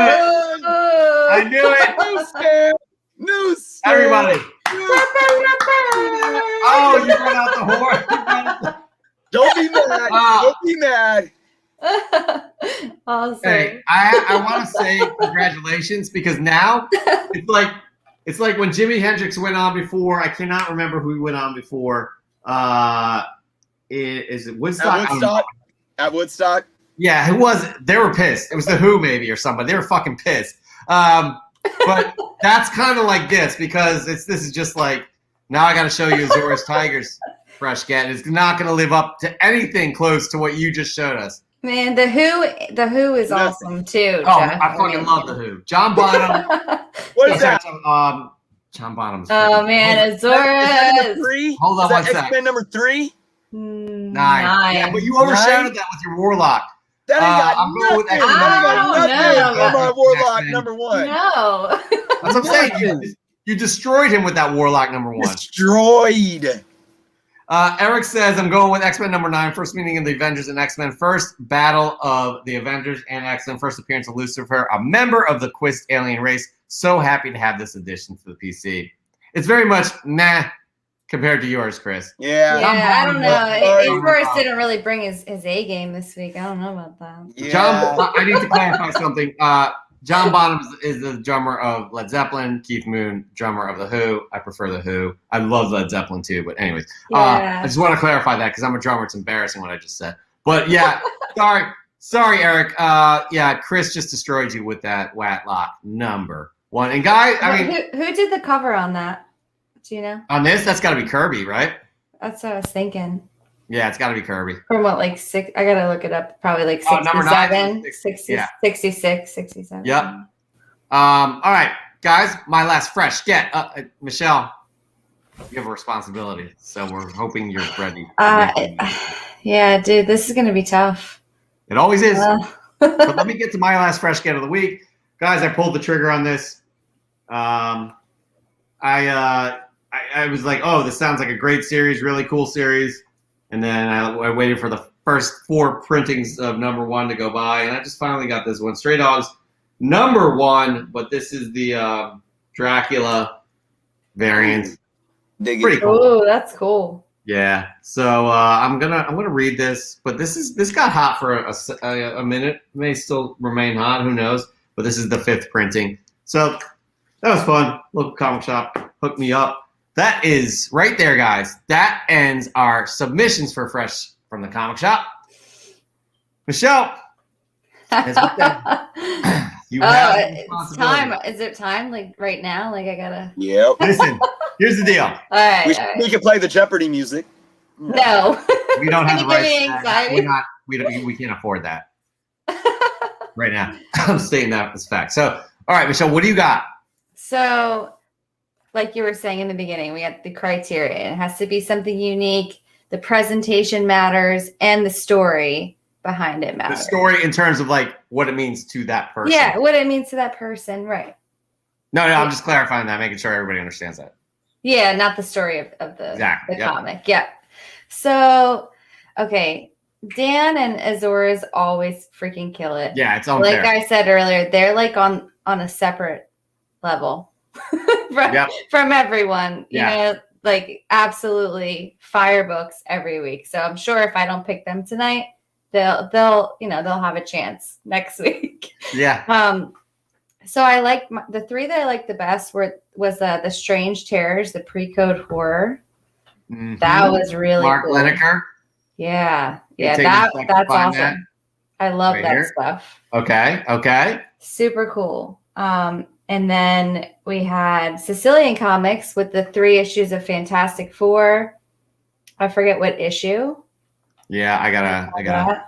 And They the might have changed their their interface here, and it's messing me up. But here's Sicilian. Yep, he's got the Atuma. First appearance of Atuma.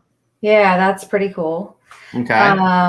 And then we had Cover Junkie with the Doctor Doom cover with the crystals, and he said he was working on collecting every. What did he say again? Every Doom cover, every Doctor Doom cover. And I don't think I've seen this cover before. Nah, I haven't either. And I love Doctor Doom, and I love crystals, and I think it's cool. So, damn, man. You accepted to be a guest co-host in Comic Book Can, knowing the responsibilities. Oh, man.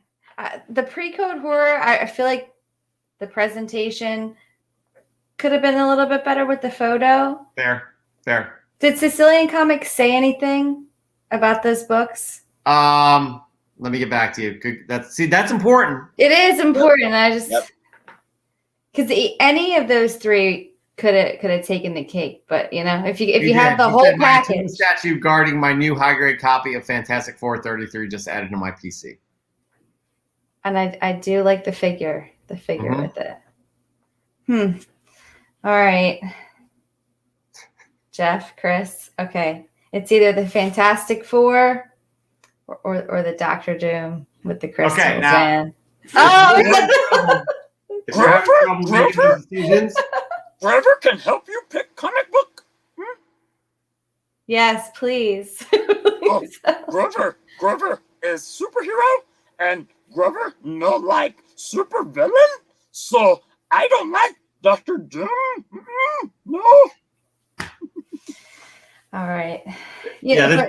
Man, guys, because at the pre-code horror, though, you don't find that. You don't find that anywhere. You know what I mean? here's the thing. Mark Leneker has won previously as well. Okay, so that kind of factors in. All right, Mark.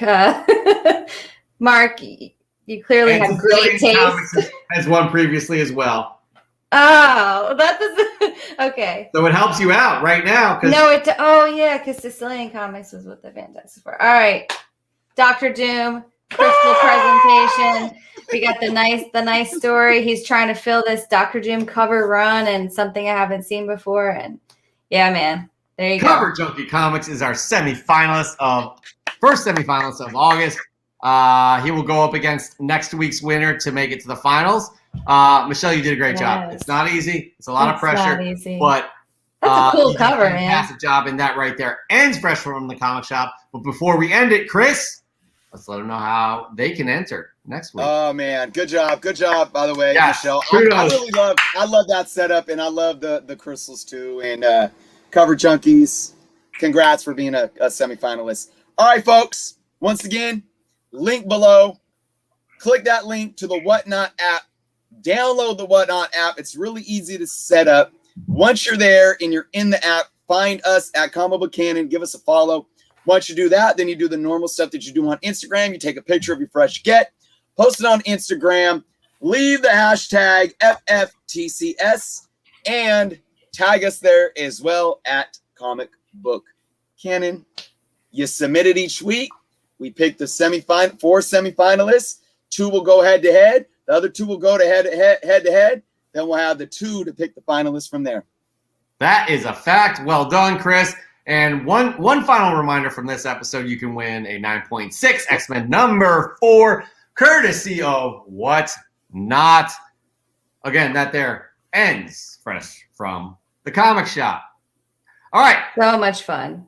Moving on. Michelle, you made it fun. We're very happy. But the show's not over. I hope you guys approve.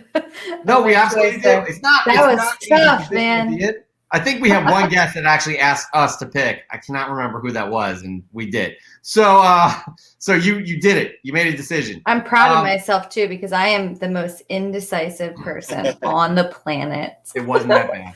It was. Yeah. I mean, granted, we helped you weed some out from previous winners. Yeah, that helped. Thanks, Jeff. Yes, 100%. So, but moving on, we have another segment we do that everybody knows and loves so much. The guy's name is Tom Tormey. Yay! Okay. Yes, he has his own Instagram handle that y'all need to be following right there at Cosmic Absolutely. Comic History. Each and every day, he dishes some comic book knowledge. It's most of the time you would be like, I didn't even know that. That's fantastic. Follow him now. Again, every day he's dishing comic book knowledge. And almost every week, granted, it's been a busy summer for him as well, but we are grateful that he is part of this show as well, because every week he does a segment called The Cosmic Minute. And this week, honestly, I think is one of the best Cosmic Minutes that we have, because we all know and love the 70s, the Richard Donner Superman 1 and Superman 2 films. Is that right? I mean, Michelle, is it fair to say you like that film? No comment, Jeff. Oh, wow. Okay. we may have to kick her. No, but I don't think you would like it at all, any of you, if Tony Danza was Superman. Check it out. We'll talk about it on the other side. In 1978 Superman the movie, Christopher Reeve made us believe a man could fly. With a $300 million gross, a sequel was inevitable. 3 years later, Superman 2 grossed $190 million, more than tripling its production budget. It was during production of Superman 2 that acclaimed director Richard Donner was fired due to conflict with producers, the Salkinds. Sources claim that Donner was let go because his vision of a serious superhero meshed with Salkin's vision of a campy superhero. Superman 3 went into production with Richard Lester at the helm. The cast and crew were not happy with the way Donner was treated. Gene Hackman declined to return for the third outing. Margot Kidder openly expressed her displeasure in the way the firing of Richard Donner was handled, and as a direct result, saw her role as Lois Lane greatly diminished in the film, with a total of about 12 minutes on screen. Christopher Reeve threatened not to return as Superman. Reeve most likely thought that his absence would bring production to a standstill. However, the Salkinds had other plans and began immediately searching for a new Superman. They looked at everyone from John Travolta to Jeff Bridges before finally settling on Tony Danza. According to some sources, Richard Lester was outraged at the idea of having Tony Danza as the Man of Steel and pleaded with Christopher Reeve to return to the role. Other sources claim that Christopher Reeve was not happy that production was resuming despite his absence and begrudgingly agreed to return to the role. Maybe the crew just couldn't get Tony Danza to answer to the name Clark. Superman 3 was a critical and financial dud, grossing $80 million over $40 million production budget. And that is how close we came to getting a Superman with a Brooklyn accent. That would have been horrible. Tony Danza's Jesus, that would have been horrible. Not only, Christopher Reeve was 6'4". Tony Danza's probably like 5'3". I mean, come on, that would have been atrocious. This was my Superman growing up. Yeah, I'm pretty passionate about it. Any thoughts over here from you guys? Please don't let me take this over. Jeff, it just seems like Warner Brothers behind the scenes has been screwing with DC for almost 50 years now. Yeah, I don't think it was the same hierarchy back then, but that's a fuck up, no doubt about that, 100%. Man, we love you, Tom Tormey. Everybody, Tom Tormey is the man. Honestly, all need to be. I'm going to say this one more time. Maybe I'll say it again before the end of the show. But follow him at Cosmic Comic History each and every day. Juicy nuggets of comic book history knowledge he drops. You guys go follow him like right now. 100%. Open a new tab. Go follow him. There's nobody else like him on the internet. I mean, he's just dropping the coolest tidbits of comic knowledge all the time. So it's great that he was on again tonight. We missed you. That is fact. And again, that was one of my favorite he's ever done. And Joe, my dog, is just really angry about. He agrees. He's saying, Tom Tormey. That's the point. So sorry about that, everybody. But moving on, before we get into the next segment, I just want to give a shout out to Michelob Ultra. They have decided to sponsor us instead of Sith Lordly. So just want to get that out there, everybody. Don't be angry. Now you're taking sponsors away from Spine Ticks and everything. That's not true at all. That's actually just a shout out. I know. That's all that was. Like, I would be drinking Yingling if I had that. I don't have that here. So I just needed to crack this open. All right. Cheers. Cheers indeed, everybody. Cheers all around. You can still cheers with your water, Chris. Yeah. All right, moving on. We do this segment again each and every. I say this before every segment. That is just getting old, guys, isn't it? But anyways, we do this segment each and every week. I love it. It is the top 10 hottest comics of the week based off of cover prices data. That is right. It's pure sales data determining the hottest comics of the week. The top 10 hottest comics of the week. They release a list on Monday. Our show is live on Friday. Chris here likes to dissect this list and give his 3 most interesting picks from the top 10 list. So, just want to get out of the way. They don't sponsor us, Cover Price, but we do use them as a tool, kind of like a stock index or what have you. So, very fascinating with this data. And this is the time of the show where we get into the top 10 hottest comics of the week. We're just going to do it. Everybody cool? We're going to do it, okay? Yeah. Let's just do it. All right. At number 10, Something is Killing the Children. Number 1, the local comic book shop day foil variant. That is a gorgeous looking book. It's basically the original, but it's foil. Number 9, we have Shuri. Number 1. At number 8, we have Spawn. Number 1. It's interesting. This has been popping in and out of the top 10 list for quite a few weeks now. At number 7, we have The Nice House on the Lake. Number 1. This is not leaving the top 10 list each and every week. It is a mainstay. At number 6, we have Marvel Now, .1, the first cover appearance of America Chavez. She will be, it's also the first 616 appearance. She's confirmed for the Doctor Strange sequel. Number 5, we have Amazing Spider-Man 209, the first appearance of Calypso. At number 4, we have Submariner. Number 13, the first appearance of Gargantos. At number 3, we have Star Wars, The High Republic. Number 6, this has been in the top 10 list for the past 3 weeks. It was number 1 last week, I do believe. A lot of first appearances in there. At number 2, Michelle, Moon Knight. Number 3, that is your jam. First appearance of Midnight Man. And at number 1, we have Usagi Yojimbo. Number 20, the second print, first appearance of Yukichi Yamamoto. That is a brand new character. Chris, a lot to play with there. Man, sipping on my green tea. Let me see. What do you got? I call it the Incredible Hulk. Okay. All right. It's 7 healthy. scoops. 7 scoops of matcha green tea. It only comes with 3. I tell them 7 because I need it. I don't drink coffee, so I need some. I'm telling you, I'm very sensitive to caffeine, so I take a couple sips of these, and I get on one. You do. Right? You do. Yeah. So I had to get a little fuel for me to get ready for these 3 picks. I like this list this week. It was cool. What do you think? No, it was definitely diverse. There's a lot of stuff going on. Yep. I mean, let's just bring it up real quick again. Yep.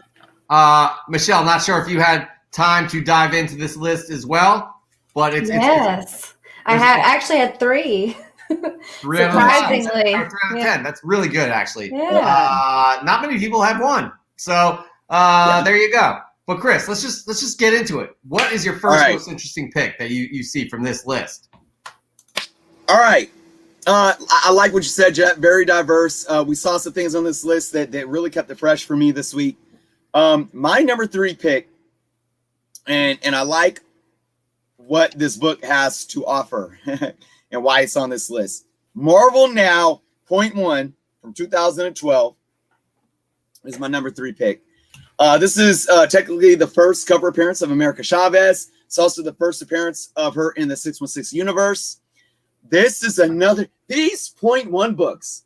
I mean, like, who would have thought when they issued one every year? I think the first one came out in 2011, if I'm not mistaken.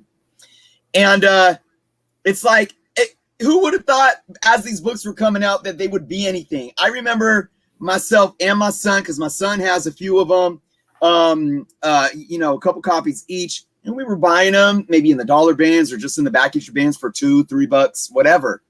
Here's another one that is just catching fire. 145% increase in sales, $25 high raw, so it's not like a Kamala Khan or anything like that. But still, again, even like a month ago, this book was probably still, excuse me, cover price, or you could find it in bargain bins. Here's what's going on with this book that I absolutely like about why it's on this list. Not because it's picking up steam, not because it's selling for $25 high raw, and maybe it'll be selling for more a month from now. Maybe it'll drop back down to 10. I don't know. But here's the thing. Educated collectors. Educated collectors. Collectors aren't just out there buying stuff because there mindlessly specking. You get a lot of people that assume this as such. And I'm not saying that it doesn't happen, because believe me, we talk about the detriments of FOMO. And I always say that FOMO isn't just a bad thing. FOMO can be a positive thing. But there are detriments. There are collectors. We go back to what Michelle was talking about earlier in the show about. She went to a con. She knew what she was looking for. She set prices. She had wiggle room to work around and play around with that. And she came out a winner because she was educated and smart. But I'm more focused on this book as being a indication that we have the tools at our fingertips to be educated to what these books are and what is going on in the books. And we are using apps like Key Collector, or even just the internet, or watching YouTube channels and listening to folks talk about books and talking about this being the first time this person battled with that person, or the cover appearance of that. And we are using the age of technology to find more books that have key properties. So when people say, oh, people are calling anything a key these days. Well, what does that mean? What does key mean? I mean, you could go to sports coaches and managers and say, this is key. These are keys to the game, or, these are keys to success. We look at comic books and find key elements of what's in those books. And those elements are there in this Marvel Now .1. The first cover appearance, the first appearance of her in the 616 universe, those are key elements, and people are learning these things. It takes so much. You have thousands and thousands and millions of back issue comic books, decades and decades of history, to where going to the comic book shop and the LCS and hanging out on the weekend or after school and talking about the comics and learning that way, or, reading the Wizard magazines like we did when we were a kid, those helped out. But now that instantaneous information is at an all-time, it's faster than a speeding bullet, so to say. And that's what I like about this book. I'm not on this book hyping it up because, oh, this is going to be the next big thing. It's just simply telling me that collectors they want to know every single book out there that has something important. Yeah, thank you for that breakdown, because that was the one book that I knew nothing about that book. So thank you. These point For ones, enlightening yeah. You had Kamala, Sam Alexander. Now you're talking first cover appearance of America Chavez. Those are. I mean, that's a nice track record with those books. And the Sam Alexander one still hasn't hit peak, anywhere near peak as well. Especially with Feige stating that Sam Alexander will be a Nova as well as Richard Rider. So we'll see about that. But it's an interesting one that's been around for a while. I see that book everywhere for $5 at the most. But it's interesting now. It's starting to increase because Doctor Strange 2 is coming out next year. She is in it. America Chavez is in it, and people are looking for those first cover appearances. This is one to get, and I think. Again, a lot of these new characters were introduced in Marvel .1, so it's fascinating. You guys think that we're going to get Johnny Blaze in Doctor Strange 2? Because there were rumors a few months ago. I am crossing my fingers. It's hard to say. Here's the thing with Doctor Strange 2. There's already so much going on, and what they've looked at is like as a trilogy in terms of, by trilogy, 3 separate stories being told in WandaVision, to Spider-Man, which is going to explore the multiverse, and obviously culminating into Doctor Strange. There's already a lot going on there. Who knows what's going to happen? I mean, they balanced it well with Endgame and Infinity War, right? With a ton of characters, but to get a new, I don't know. It's hard to say. I could go either way on that. I think the rumors were actually like somebody had said that they saw or heard of like actual like photos or like stuff actually in the works. Like it wasn't just a rumor. Chris, can you help me out? What was it that I read? We got. I won't name drop the YouTube channels, but I did a whole video discussing how these certain couple YouTube channels, one with a huge following, that I continue to follow and see that they are trending on writing an unethical line of saying things are confirmed and they're not. And this person has almost a million subscribers, where the other one is just, I don't even know how they're getting any publicity. And they're going on saying that Marvel has confirmed a Midnight Suns film. And it's just not, it's not true. Now, is it practical for a Midnight Suns project to happen in the MCU? Absolutely. We got the horror genre coming. We got all these things being set up. There is no confirmation. There's nothing on the table. You got to be very careful with rumors. Rumors are good when the rumors are, see, I don't even like the term rumor. I just like to call it guessing and speculating. I like speculating, saying Johnny Blaze could show up in the MCU. We're getting Blade. You know, we're going horror. That would be great. Okay, cool. But a rumor means, you know, that there's hints that it's coming from somewhere, and that's where you got to be very, very careful. For me, this is where, yes. Again, this is where you need to be careful, because people are throwing around exclusives and all this. Like, it's happening, but you look it up, because if it was happening, if you're running with an exclusive, you could back it up by like, oh, so and so. You'd have a quote with who said it. And for another outlet, you can follow that quote up and ask them if they have anything additional to say, right? Yep. These people are like, exclusive, Midnight Suns is happening. Yep. That's all they have. And you look it up, and the Hollywood Reporter is not reporting on this. Variety, Deadline, all of these places. So you got to be careful. Do your research with that, because, again, people are throwing this stuff out there, and it's possible this could be happening. But a better way to do that, our sources are saying, right? Yeah. Instead of saying, this is confirmed, which is they're saying this isn't confirmed. There's no confirmation of that. And it's as simple as doing a Google search, because if it was confirmed, the MCU is worth billions and billions of dollars. Oh, yeah. No, we know if it's confirmed. Yeah, the MCU is worth billions of dollars, and the interest in the MCU, people can't get enough of them. So if somebody reports it and it's true, you're damn well sure people are going to follow those reports. Yeah, and go, like, so let's say the Hollywood Reporter has an exclusive that Midnight Suns is happening. I'm not saying this is happening at all. I'm giving you an example. The Hollywood Reporter says that it's exclusive. This is happening. We interviewed Feige. He said this. Deadline would be like, the Hollywood Reporter said this, and Feige said this to the Hollywood Reporter. Yep. You see a lot of exclusives thrown around on these blogs. It's not an exclusive. Yeah. And I just have to say, the rails here. To Doctor Strange, Multiverse of Madness. Ironically, we got Sam Raimi behind the helm directing it. Sam Raimi knows about doing too much in a film. Yes, he does. Spider-Man 3. So garbage. I don't personally, I don't see a Ghost Rider showing up in Doctor Strange. I think it's absolutely too soon. I believe, and this is just my hunch right now, I think, you know, Marvel, meaning Marvel Studios, is very good at setting things up years in advance, but it could be the smallest little things, call them Easter eggs, call them whatever. There could be a next step setup for a Johnny Blaze or a Ghost Rider.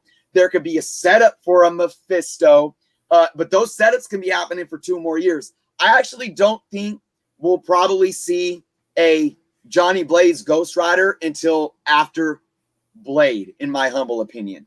Okay. But you never know. I was curious. I wanted your thoughts, because I was trying to find the article that I read that like made me think, maybe, but I couldn't find it. So I'll have to do some more research, and I'll message it to you, Chris. But I mean, great. if any version of Ghost Rider is going to show up in any of these upcoming movies, I hope it's the OG, you know, because I love Ghost Rider, and I don't have my, you know, I don't have high hopes, and I'm not, you know, I don't have books that I'm specking on that I'm waiting to sell if he shows up. I just think it'd be freaking cool, you know. I think that'd be super dope. Johnny Blaze out to get loot like Johnny Cash. Sorry, that was a little Method Man. He wasn't. I know, I love it. He wasn't Johnny. Well, we don't know for sure if that was Johnny, but another version of Ghost Rider was in Agents of S.H.I.E.L.D. It was Robbie Reyes. Yeah. And again, there's a whole bunch of like, well, Agents of S.H.I.E.L.D. isn't MCU, but especially I didn't see that. So who knows? But I hear what you're saying.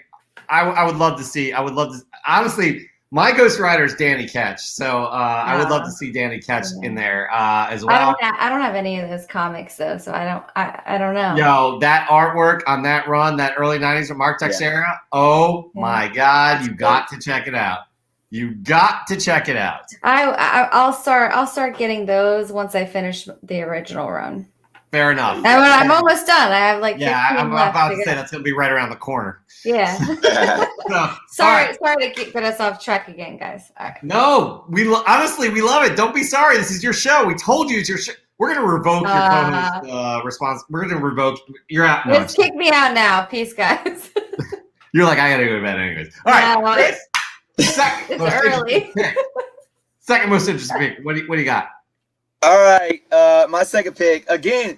Jeff, you mentioned earlier, very diversified list. I love seeing this.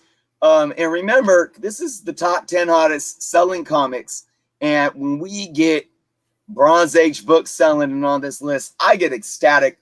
And there was multiple. My number 2 pick is Amazing Spider-Man number 209. Big Amazing Spider-Man, or big Spider-Man fan, as you all know. And this is the first appearance of Calypso, making some waves. Rumors, here we go with rumors. Rumors say that she will show up in the Sony Craven film. Love interest of Craven. Obviously, there are rumors that there's already talks of certain actresses playing the role. But again, take heed to rumors for sure. Here's what this book's been doing though: 267% increase in sales this week. That's really solid. A high raw though, so for 125. Wow. Yeah, that is wow. A high 9.8 CGC, $650. But back in June, which was what, 2 months ago, it was about half that. So the thing you gotta look at with this. Now, I love my Spider-Man. I think this is a great book. I have this issue. I probably only have one, and I filled this run. You know, I couldn't have paid more than $5 for this book, and I'm not saying it's a near mint copy. So that high raw that sold for 125. I saw it. It was an eBay sale, and it was listed as near mint. Take eBay sellers grades with a grain of salt. I looked at the pictures though. Yeah. It was very high grade. So okay. But you look at this book and a CGC 9.8 doubling, you know, in just a matter of a couple months based on rumors. That's where it gets, you know, kind of sketchy, where I tell folks to take heed. And you got to look at it because what's hot right now in general, that 9.8 market. So again, my advice for folks that want to go after this book, know for one that it's just rumors. All right.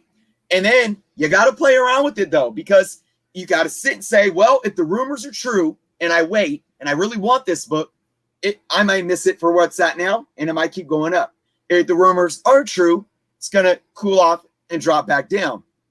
So if you're into those high grades, I always recommend staying away from the 9.8s at this stage in the rumor game. Go find a high raw. Look at this right here. If this individual that bought that high raw for $125, maybe he pays $25 to get it pressed and clean, you know, and then he ships it off to CGC or whatever, and it comes back at 9.8. If he paid $150 in total, went and paid, you know, roughly $30, $35, $40, including shipping for CGC, you know, he's putting in less than $200. And right now it seems to be that he could go flip that for around $650. Then you make a lot of money in your pocket. Then instead of saying, I need that right now, oh my gosh, FOMO, I'm going to miss out. I'm going to go pay $650 for a 9.8. Chill, take a breath, relax. I will say this though. I'm very hopeful for this Craven film. I'm very hopeful for the continued relationship between Marvel Studios and Sony when it comes to the Spider-Man properties. If Craven is introduced as a huge Spider-Man fan, Jeff, you could probably talk to this too. I don't think that you can have, I mean, you could, but hey, Calypso, and you got a Craven film, especially his own standalone film, you got to have Calypso. That's just my humble opinion. So, yeah. Great Michelle, you advice wanna there. take next? With the chill, take a breath. Yeah, I mean seriously, Yes. like the FOMO. You didn't even mention the FOMO. It's the FOMO, but like in terms of yeah, be careful. Like I don't know what to expect with the Craven film. I mean, I didn't know what to expect with the Venom film, but I wasn't happy with the first one. And again, because Venom, no Spider-Man, it just doesn't make sense. Craven, no Spider-Man, doesn't make sense. I'm hoping Morbius is going to lead us in the direction where the MCU and Morbius kind of, as you said, that relationship. Yep. So yeah, be careful, people. Like, honestly, Sony films, like the first two Spider-Man films, the first two Raimi films, outstanding. Everything else, and once the MCU took creative control, they did it right. So I don't know, Michelle, what do you got? I don't really have anything to add about Craven, and I actually haven't seen the first Venom movie yet. So I just finished watching all the Marvel movies. Like all of them. Like maybe 2 weeks ago I saw Endgame. And shout out to Justin No Good Comics who just popped in the chat because he was like my soundboard the entire time that we're binging and catching up on these movies. And it was crazy because I'm watching the series that came out and trying to catch up on the movies. So I'm working like from both ends, and you know, it was an experience. But yeah, so I haven't seen like the X-Men stuff or the Venom movie yet. So yeah, I feel like you're such a knowledgeable like fan now, and it's funny. Like I don't even know if it's worth telling you to go back and watch the X-Men stuff. Or I've gotten mixed responses when I ask people. Yeah, they're mixed in terms of how good they are. There's some that are very good, and there's some that are just straight up Days trash. of Future Past. That one stood out to me. That was like the one out of all of and Logan. Logan was a good song. Logan was great. Actually, you could watch Logan without watching any of the other ones. Yep. Okay.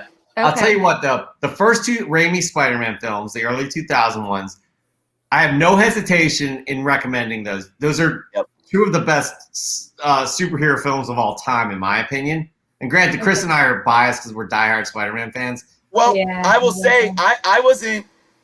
Kirsten Dunst was a horrible casting in my opinion. Toby did a decent job, but his Peter Parker was off to me. But even with me believing those things, I agree hands down with what Jeff's saying about those two films. Overall, the movies are the aesthetics of the movie, and most of the casting is like freaking amazing. I saw those when they released. So it's been a while now. But when people were telling me, oh, make sure that you watch the Spider-Man movies, like, because they tie into the MCU, because they weren't, I don't know if they were on Disney Plus. Maybe they were. Anyway, I was like, you mean like Tobey Maguire Spider-Man? You know, like I didn't know that there were new ones. Yeah, with Tom Holland. Yeah, they were actually way better than I thought they'd be. Like the new ones, they're pretty cool. It's so cool that you got. Honestly, like it's just amazing. Like it blows my mind. 7 months into this collecting journey of yours, and you're just so knowledgeable, and you just come off as just a vet. I'm telling you right now. Man, but we literally started from Iron Man 1. I think I had seen like 3 of the Marvel movies, just an ordinary course of non-comic life, you know, like not having a reason to watch them. I think I saw, like Age of Ultron randomly and Black Panther and I don't know, like some other random stuff. And my boyfriend had seen a few. He saw like the original Iron Man. And anyway, so we sat down, we started from the beginning and we went all the way through. And now we're like, oh my God, this is amazing. Now we get it. We saw Black Widow. We rented it from home. And these are the words I was looking for, but couldn't say it. Swaggle, good friend of the show. Good friend. Yes, everybody's you and could relive them all over again. Like I'm jealous of you. Like, to be able to experience it like you have again, like, you know, it's going to be cool when my daughter's 5 and bringing her on that journey. She's already started collecting comics and she's into all of that stuff. Like I just bought her some Transformers the other day and she's like, it's her favorite toys now. But I'm excited to get her through. I've shown her little clips of like Captain Marvel and things like that. She's just, there's things I just can't show her yet. And she's 5, but I'm excited to do that with her. Maybe she can watch the What If series with you because it's animated. You know, maybe no. There's there was a Spider-Man show that debuted, Spidey and His Amazing Friends. It's for that age group. It's got It's got Spider-Man, Miles, and Gwen, Spider-Gwen. I just forgot it debuted today. She's been psyched about that one. I didn't hear about that. That's so, yeah. You know what? We're going to continue this conversation after we get through the top 10 hottest comics because Chris has his last pick here. Oh, yes. Interesting pick of the week. So many to pick. And I picked this one not because of our guest co-host tonight. It is because of our guest. I swear. I picked it because I really wanted to pick it. Oh yeah. Moon Knight number 3. First appearance of Midnight Man. Look at that awesome cover with the Mona Lisa. Yeah. Mona, like, just like staring. I feel that's like that should be a meme. Like caption this. Dude, you could replace those two on the cover with like any like characters and just just meme it all day. Right. Well, here's the thing. First appearance of Midnight Man. This book, we got an announcement this last week. Midnight Man is going to be in the Moon Knight Disney Plus show. So what happened? Boom. 363% increase in sales. A high CGC 9.5. Excuse me. Got this. A high CGC 9.8. I'm reading. I'm dyslexic here. $950. Oh, okay. Wow. Like a 9.8 breaking 1,000. You want to know what 9.8 just recently started breaking the $1,000 mark? Wolverine #1 limited series. Oh wow, that's less than $1,000 still. No, it's a bit over. I believe fair market is around 1,100 right now. But I'm comparing it like, can you believe this book? Right. Right now, $950 for Midnight Man. Who wow, 2 weeks ago, a CGC 9.8, and this sold for $325. No, if you're buying this now, do not buy a 9.8 graded copy. Again, this is the same. This is the same thing. Look, I remember picking this up. Maybe it was before COVID, so it had to be a couple years ago now. And again, this is just another one that I had to have paid no more than $5 for. And I'm not saying it's near mint, but here's the thing. It's very similar to what I talked about. And it's really funny because I did my live stream. I did my Quasar video yesterday, talking about 5 Quasar books to, invest in before his MCU debut. And I had a comment, respect to this comment. I disagreed with him, but he was kind of really jumping down my throat saying, all you're doing is, you shouldn't buy or speculate on movie books. And all you're doing is getting some young or new collector to, go buy a book thinking they can make money off of it, and they're going to spend their last $20 and lose it all because after the movie sucks or debuts, book's gonna crash. And I presented my whole live stream today, showing that even key books that have had movies that have crashed, like Dark Phoenix, what was another one? New Mutants, a lot of bad reception. And then I did Avengers 196, the first appearance of Taskmaster, first full appearance of Taskmaster, because of all the backlash with what happened with Taskmaster in the Black Widow film.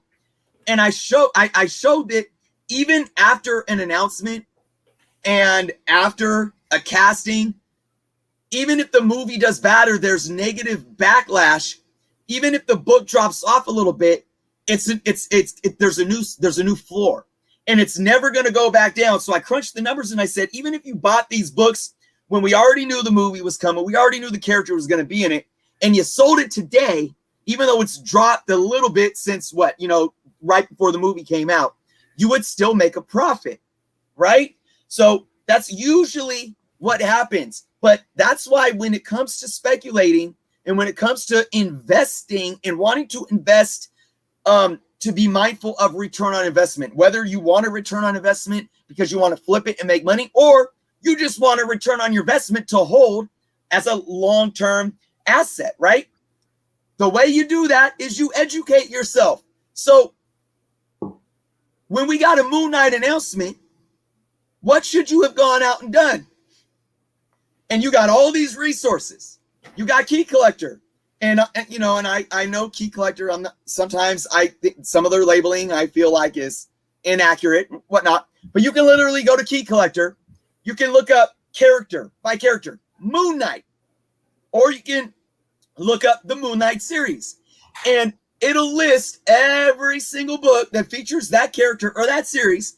And a book will be, if it has a first appearance or a first meeting or a classic cover or an origin or anything, it'll be on there. And then what do? You can go to your local LCS and you can start collecting that run and filling that run. So again, you probably could have bought this book for even under $10 raw a month ago. You could have got this book in a 9.8 2 weeks ago for a third of what it's selling for right now. So the point I'm trying to make, and I'm going to use my topic of discussion in my live show to discuss why I picked this book as number one. I'm not showing you this book and these numbers to say, wow, look at what it did 2 weeks ago. Look at what it did today. Don't buy it. And I'm also not here to say, this book is so hot, go buy it. I'm here to show you why these books get hot, where they're at, and what they're doing on the market for you to then be educated to say, well, the MCU, for one, ain't slowing down anytime soon. You got dozens and hundreds of characters to play with still, dozens of runs. Be on your game. If you're in it for return on investment and speculating purposes, don't wait until we get an announcement and a casting and we know that the show is like, you know, so close. Be on top of your game. Follow the cookie crumbles, you know, the cookie crumbs, and be smart. Because if you're smart and you're ahead of the curve, you could be that person that bought the book 2 weeks ago for $325, and it might be that same person that now sold it this week for $950. Yeah, I'm lucky I was able to get this full run a few months back. And great prices for everything. But the thing is, I have one copy of this, and if I'm going to ever sell it and break up that full run, it's not going to be right now. Oh, wait. And I like what Swaggle House was talking about with his son.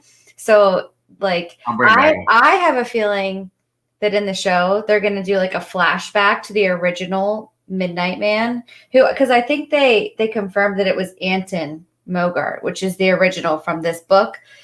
But maybe it'll be like a flashback sequence. And then in present day, we're going to get his son who comes back later. And there's a lot more interaction between Moon Knight and his son in the comics. But I don't know. It's an interesting character, and I think it's going to be awesome. And, you know, we'll see. Like, dude, when this show drops, like every week, I'm going to be like on the edge of my seat, losing my mind. Like, because this is the first show that is going to come out for a character that I discovered on my own and I fell in love with, and I'm seeing for the first time on the screen. So I'm just like, oh my God, what are they going to do? What villains are they going to introduce? What books are going to be, you know, are going to blow up? Like, this is cool.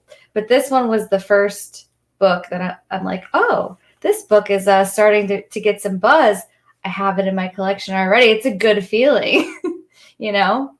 It is, right? That's really cool too. Again, it goes back to what Swaggle was saying. He wishes he could relive things through you, but also just having that perspective of something that you kind of latched onto with this character, or something about this character you really like, and now being able to see it come to fruition in a live action series.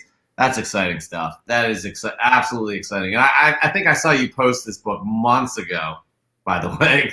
No, so, I think I just posted it the other day because I had never shared it before, and I was like, well, here's a good time where I can share this book. But it's cool, you know, and now I'm starting to get a feel for, like, once the MCU spec and these new shows come out and the casting rumors, and it's like, ooh, you know, we can look in our collections and see, okay, I have this, you know, just kind of watching the market and engaging. But yeah, it does suck because I'm always so late to the party when it comes to the spec game, and and I'm sure a lot of people wish that they had that book right now, but like Chris was saying, I mean, don't go out and run and try to pick up a 9.8 grade.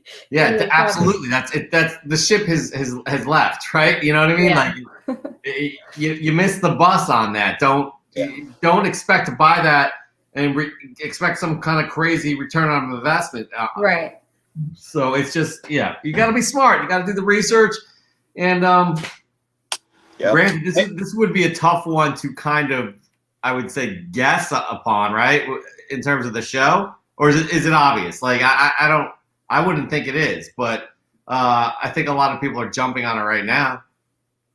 Yeah, the one thing about I think that stands out with the MCU next to like the issues with the DCEU and even maybe the independent stuff, and you get the Netflix shows, and like the thing with the MCU's spec books on characters like a Midnight Man or something like that, that's not Moon Knight, these side characters, is the MCU and Marvel Studios has a really good ability of taking these different obscure, lesser known characters and making them fan favorites or drilling them into your memory as great characters. Like, look at Killmonger for an example. Michael B. Jordan. I don't care if Killmonger never comes back. That that was his MCU moment in that one film, and the MCU continues on for 30 more years. Killmonger's first appearance is always going to be a bigger key now because of what he did in the MCU and its legacy building, because we as collectors, just like new collectors in the 70s or the 80s or 90s up until today, look back and say, oh, that Amazing Fantasy 15, or oh, that Warlock Infinity. Just kidding. But it's like you look back on these classic books and these classic stories that get you to start learning about these characters, identifying with these characters. This generation, or even maybe people our age that are new to collecting, they could go down and watch the movie and see Michael B. Jordan's performance, be like, oh, Killmonger, and then you're being introduced. It's just in a different format, and then you're going back to the comic books. So, don't think that just because it's a villain, it's not going to last. Don't think that just because maybe they're a one and done, or they show up for a film or two or one show and then you don't see, like, they become a bigger part of the mythos. We get educated on them. It goes back to what I was saying about understanding the key elements of each books. We're getting educated more and more of these characters, and they're becoming more meaningful to us. So even if this book is hot because of the FOMO right now, we don't know how this character's role is going to play out in the show. I have faith that Marvel Studios is going to, look at what they did with the Guardians team. Rocket Raccoon. Who ever thought Rocket Raccoon is an icon now? That book is going to be a classic Bronze Age book that's going to continue to increase over time. So you absolutely never know. Definitely. Yeah. I have high hopes for the Moon Knight series, and I agree with everything that you said about villains and even characters that aren't huge, but the Marvel movies and the shows, it's, from what I understand, it's completely changing the game and changing the market, changing how we remember and view these characters. And it's crazy, man, but it's fun. It's awesome. It gives us something else to talk about and something else to speculate about. And, it's a lot of fun. It like, again, like being able to like watch this with my dad. And, I grew up with these characters too. My dad, my parents know Spider-Man, Superman, they know the basics, but like watching this stuff with my dad, it's just been awesome. And, watching like Infinity War, where everybody, half the characters, got dusted. He's like, wait, what? Right? I want to watch him and his reaction to that. And I can't wait to take that journey with my daughter, to be honest with you. So that is super exciting. And right there, that ends our top 10 hottest comics of the week. We'll have a new list next week, and Chris will pick his 3 most interesting books off of that list next week. All right. So here we are. This is towards the end of the show. I have to say, you have been Michelle, you've been a successful guest co-host, I have to say. Oh, thank The you. information. I passed the test. Yeah, well, you did pass the interview barely. I mean, the Redskins Yeah, thing. Like, barely. Yeah, but that you set me up. I think. it's not, but it's not. You know, to be fair, it's not related to this. This is not ESPN here. We're talking comics here. You know, so to be fair, I was just. We're not going to call promotion, and we're not going to call Stephen A. Smith on her, are we? I know. We got no Stephen A. But I apologize to you. And I'm making no need to apologize. You guys invited me on tonight, and I am humbled to be here. You guys are amazing. I learned so much from both of you every week, and then with Chris's, you know, he does his own thing over on Journo's channel. I mean, I'm learning so much ever since the very beginning. You know, first couple of the first YouTube channels I ever watched, first live show I ever watched was Comic Book Canon.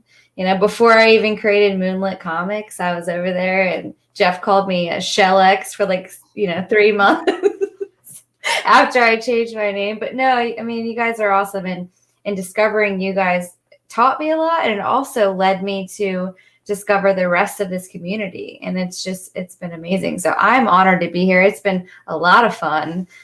Thank you guys for having me. No, absolutely. It's our honor, because you're teaching a lot of people. You're giving so much back to the community.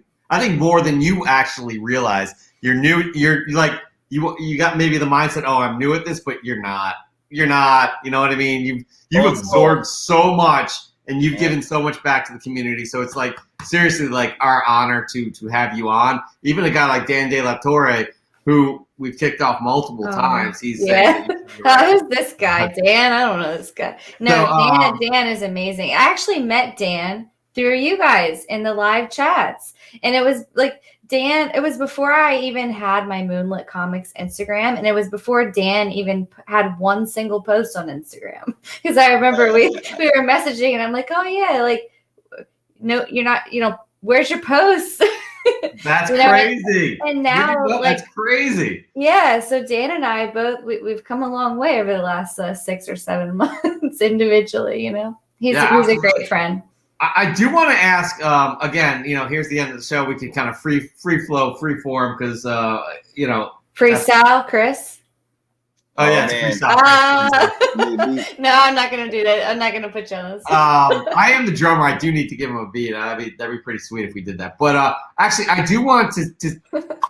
We touched upon this a little bit, but your first experience at a convention in Terrificon. Oh yeah. Overall, just your thoughts, your experience. You know, you had fun. I think you brought Mr. MoonLit with you. Yes. Yeah. We drove up. Did you enjoy it? Yeah, so I mean, he doesn't collect comics, and he's not really, you know, into the comic books, but he supports my hobby, and I think he's into it. As you know, he'll listen to me go on about like, oh my god, like, you know, my rants about halls and the history. He's a big history buff, so he enjoys that part of it.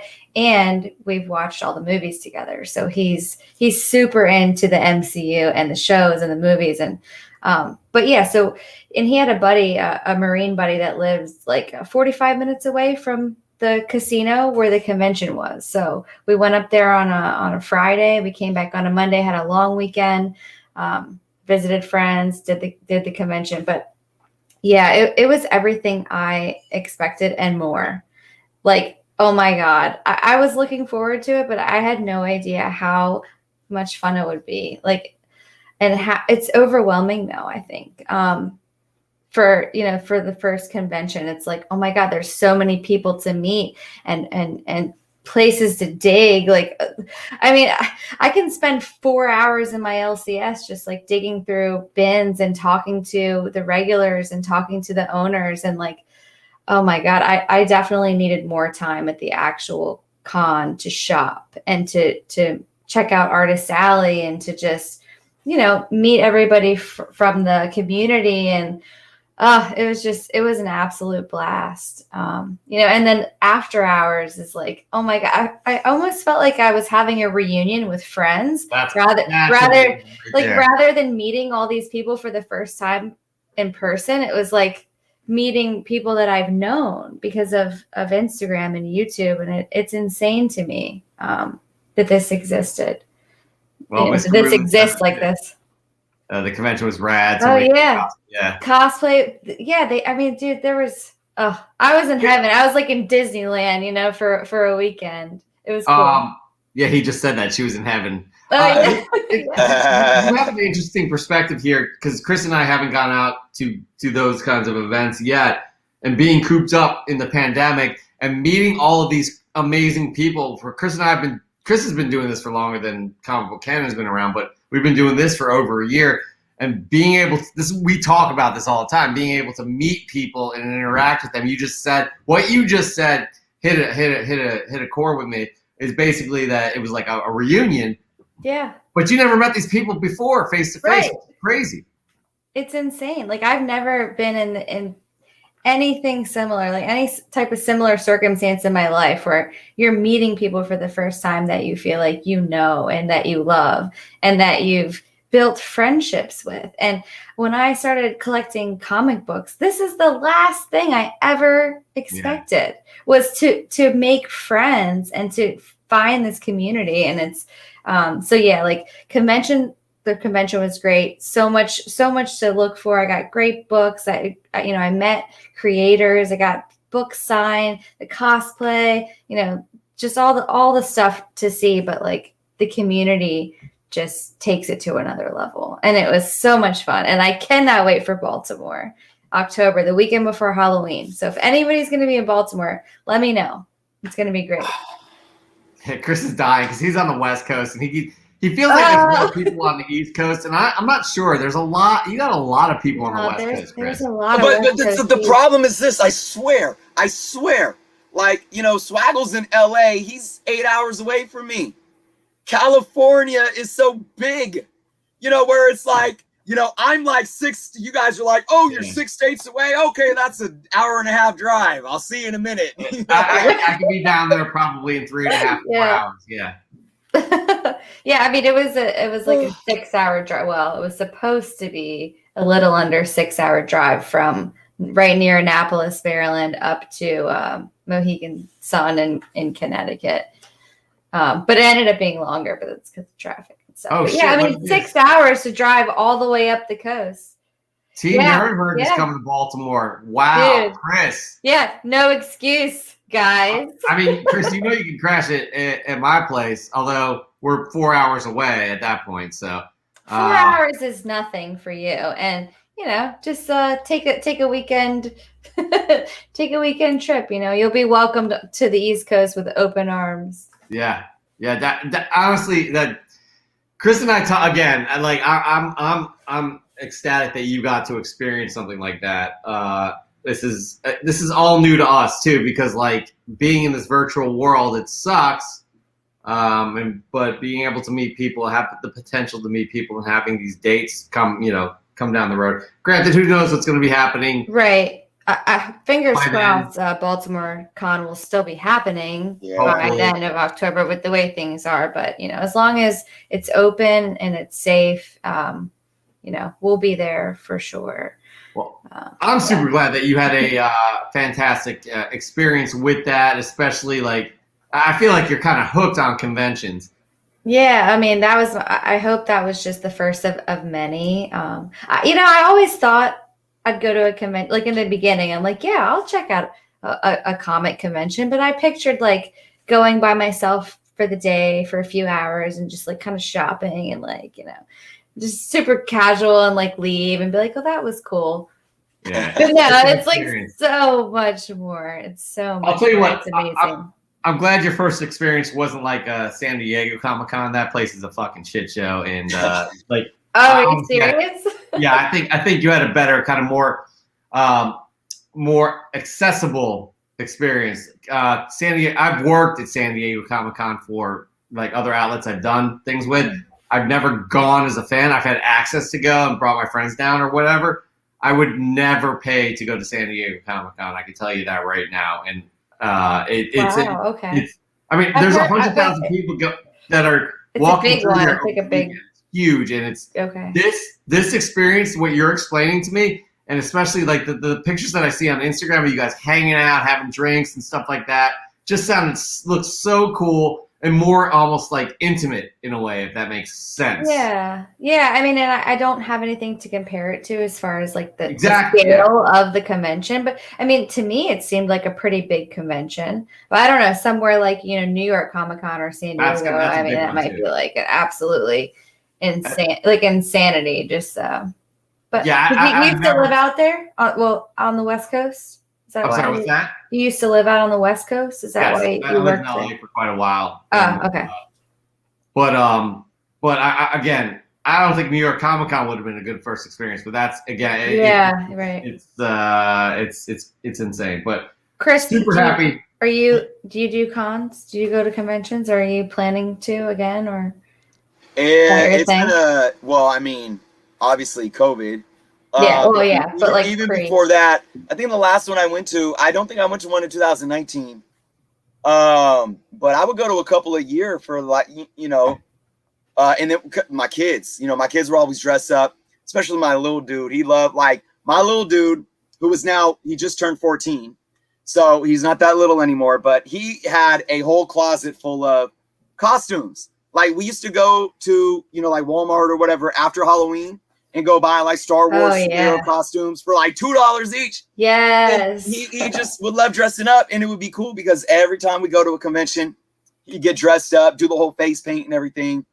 So yeah, up here, the two big ones were Stockton Con and SatCon.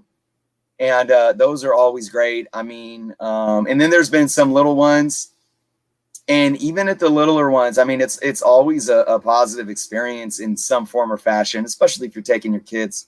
But yeah, man, it's funny because like with what I've done with Journos Comics over the last almost 2 years, and then with Comic Book Canon, I want to go just to explore, to bring, to do this, to take this there and whatnot. So it would be a whole nother experience now. So I know that things have been opening up here. They might be shutting down again. I don't know, but I haven't gotten out. I just recently started getting back out to LCSs, and being able to dig through bins again because we couldn't do that for so long. But man, I'm just I'll tell you what's fingers crossed. You guys got to get a press pass when you go. I mean, you would absolutely kill it. I'll tell you what kind of a dream of Chris and ours is to get the community together. All of these shows, you got like 3-Man, Pressable Defects, you got, all of the, No Good Comics, all of these people, these entities and what have you, getting together at a convention, not San Diego Comic-Con, not New York Comic-Con, but a place like Terrificon, getting a media area where we set up a nice little studio and all produce throughout the day our own shows in that area as a community. I think that would be a lot of fun, a lot of kind of camaraderie between everybody. And hopefully MoonLit Comics will have the channel up, MoonLit up and running by then. But 3 Men in a Basement did that at Terrificon. Like on one of the hotel floors, there was like a lobby, and they set up and they did live shows on Friday. I saw that but it ended because I think beer spilled all over Otto's computer or something like that. Oh no! I think I was downstairs, like in the casino when they were doing that. But yeah, like that would be awesome. Just getting everybody together because Chris and I do production. We know the ins and outs of how that bring your gear. Bring the energy. You're not going to get any sleep for the weekend, but it's going to be worth it. That's our like meeting people for the first time in that kind of an experience. That would be a lot of fun for all of us. We've got everybody here. They bring so much to the community, and it's meant. I'll tell you, I can speak for me personally. It's meant a lot for me for the past year because it has been an easy year for anybody in the world. Let's put it that way, right? And we all have our own stories, and we all have things that we've kind of relied on. And Chris and I talk about this off camera, but it's meant a lot for us to be able to do this together. And I'm very appreciative of this. I'm very appreciative of everybody. We appreciate you guys. I mean, the fact that you guys are here week after week, Friday after Friday, providing us with entertainment and information and guests and interaction. I mean, like, cheers to the two of you. I don't think you've missed a week as long as I've been watching you. I mean, yeah. Hell yeah, dude. Cheers to both of you for that. We changed 2 weeks to a Wednesday for Christmas, but I'll say this, man. If we get out and do that at a con and we're out for the weekend doing our thing, man, I may end up on the rooftop of the hotel, like naked, running around, you know, with Grover hanging out. It might just get crazy. It might just get crazy. No, I'm just kidding. I don't even drink. So, you know, funny story. I tell a funny story. So, and if my mom's watching, I'm sorry, but it's so funny. Sorry, because, Mama Journo. Yeah, I was such a juvenile delinquent, and I've told my parents like all my stories, especially even the one about, you know, tripping on acid. Anyways, so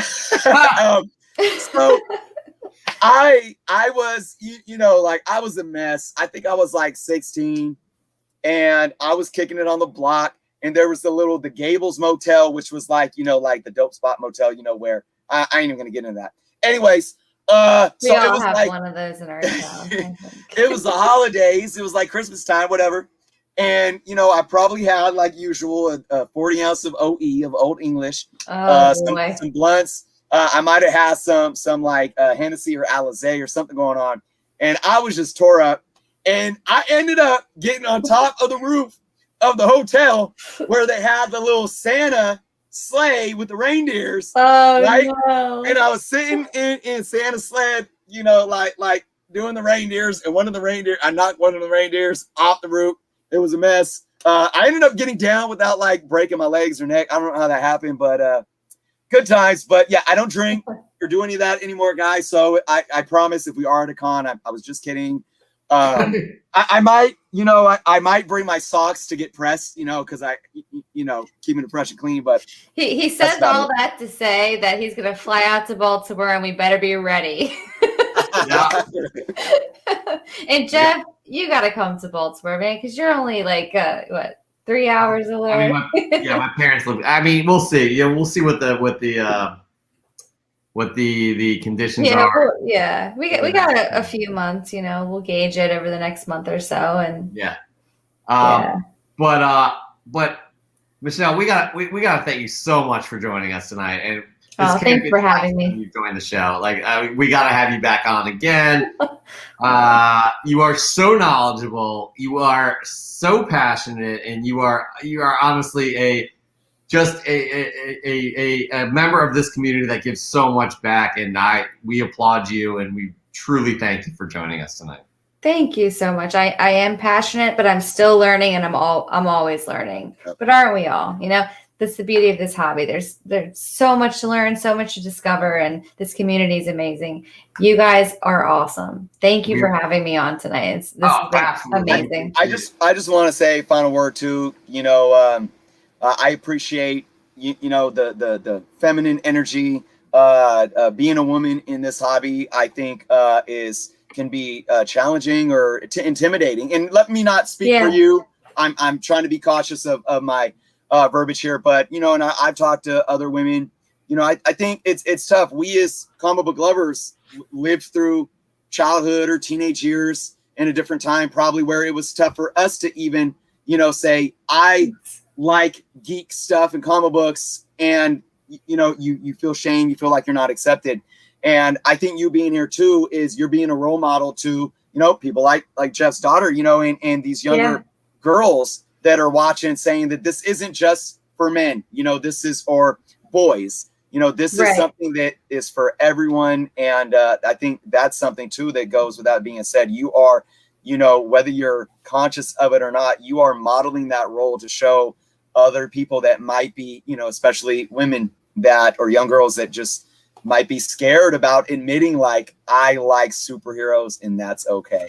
Yeah, it's totally okay. And I wish I would have discovered this hobby when I was younger. You know, I was into all the other geek stuff, but nobody ever showed me comics. So we need, you know, we got to show the kids the comics. We got to get them into the hobby and let them know, like, okay, you know, this is actually really cool. Like, don't let anybody tell you different. It's cool. It's for guys. It's for girls. It's for all of us, man. We're a big community. Comics are cool, you know. Hell yeah, dude. That means a lot. Again, I don't want to force it on my daughter, but she's starting to take a knack for things, and it really means a lot. I just want her to be our age and be like, not think anything of it, that she's like a female in this, and she's totally into these collectibles and these characters and things like that. I want her to have empowering female role models, whether they're fictional, non-fictional, what have you. It's very important. And yeah, so. Yeah, and I think there's a lot more of that these days too, with characters and new stories and the inclusivity of the indie market and DC and Marvel. And she's going to grow up at a great time to collect comics as a female or as anyone. So, yeah, you're a great dad, Jeff. I love it. Both of you guys, cheers. This has been awesome. Happy Friday, man. Again. Another amazing guest, everybody. We will be back again next week, which is Chris's birthday bash. Ooh, yeah, that's right. Oh my gosh. We're still your figuring birthday's things coming out. up. Again, Ooh. Chris and I are juggling a lot going on in our lives right now, but we're going to hope to make a fun celebration of Chris's 21st 21st birthday. Chris, I'm turning 21 at the end of this month too. Virgo. Yes. Maybe we should just have co-part, but maybe he'll just be back next week. He probably will. Anyways, everybody, until then, y'all stay safe, be cool to one another, and we will see you soon. Peace.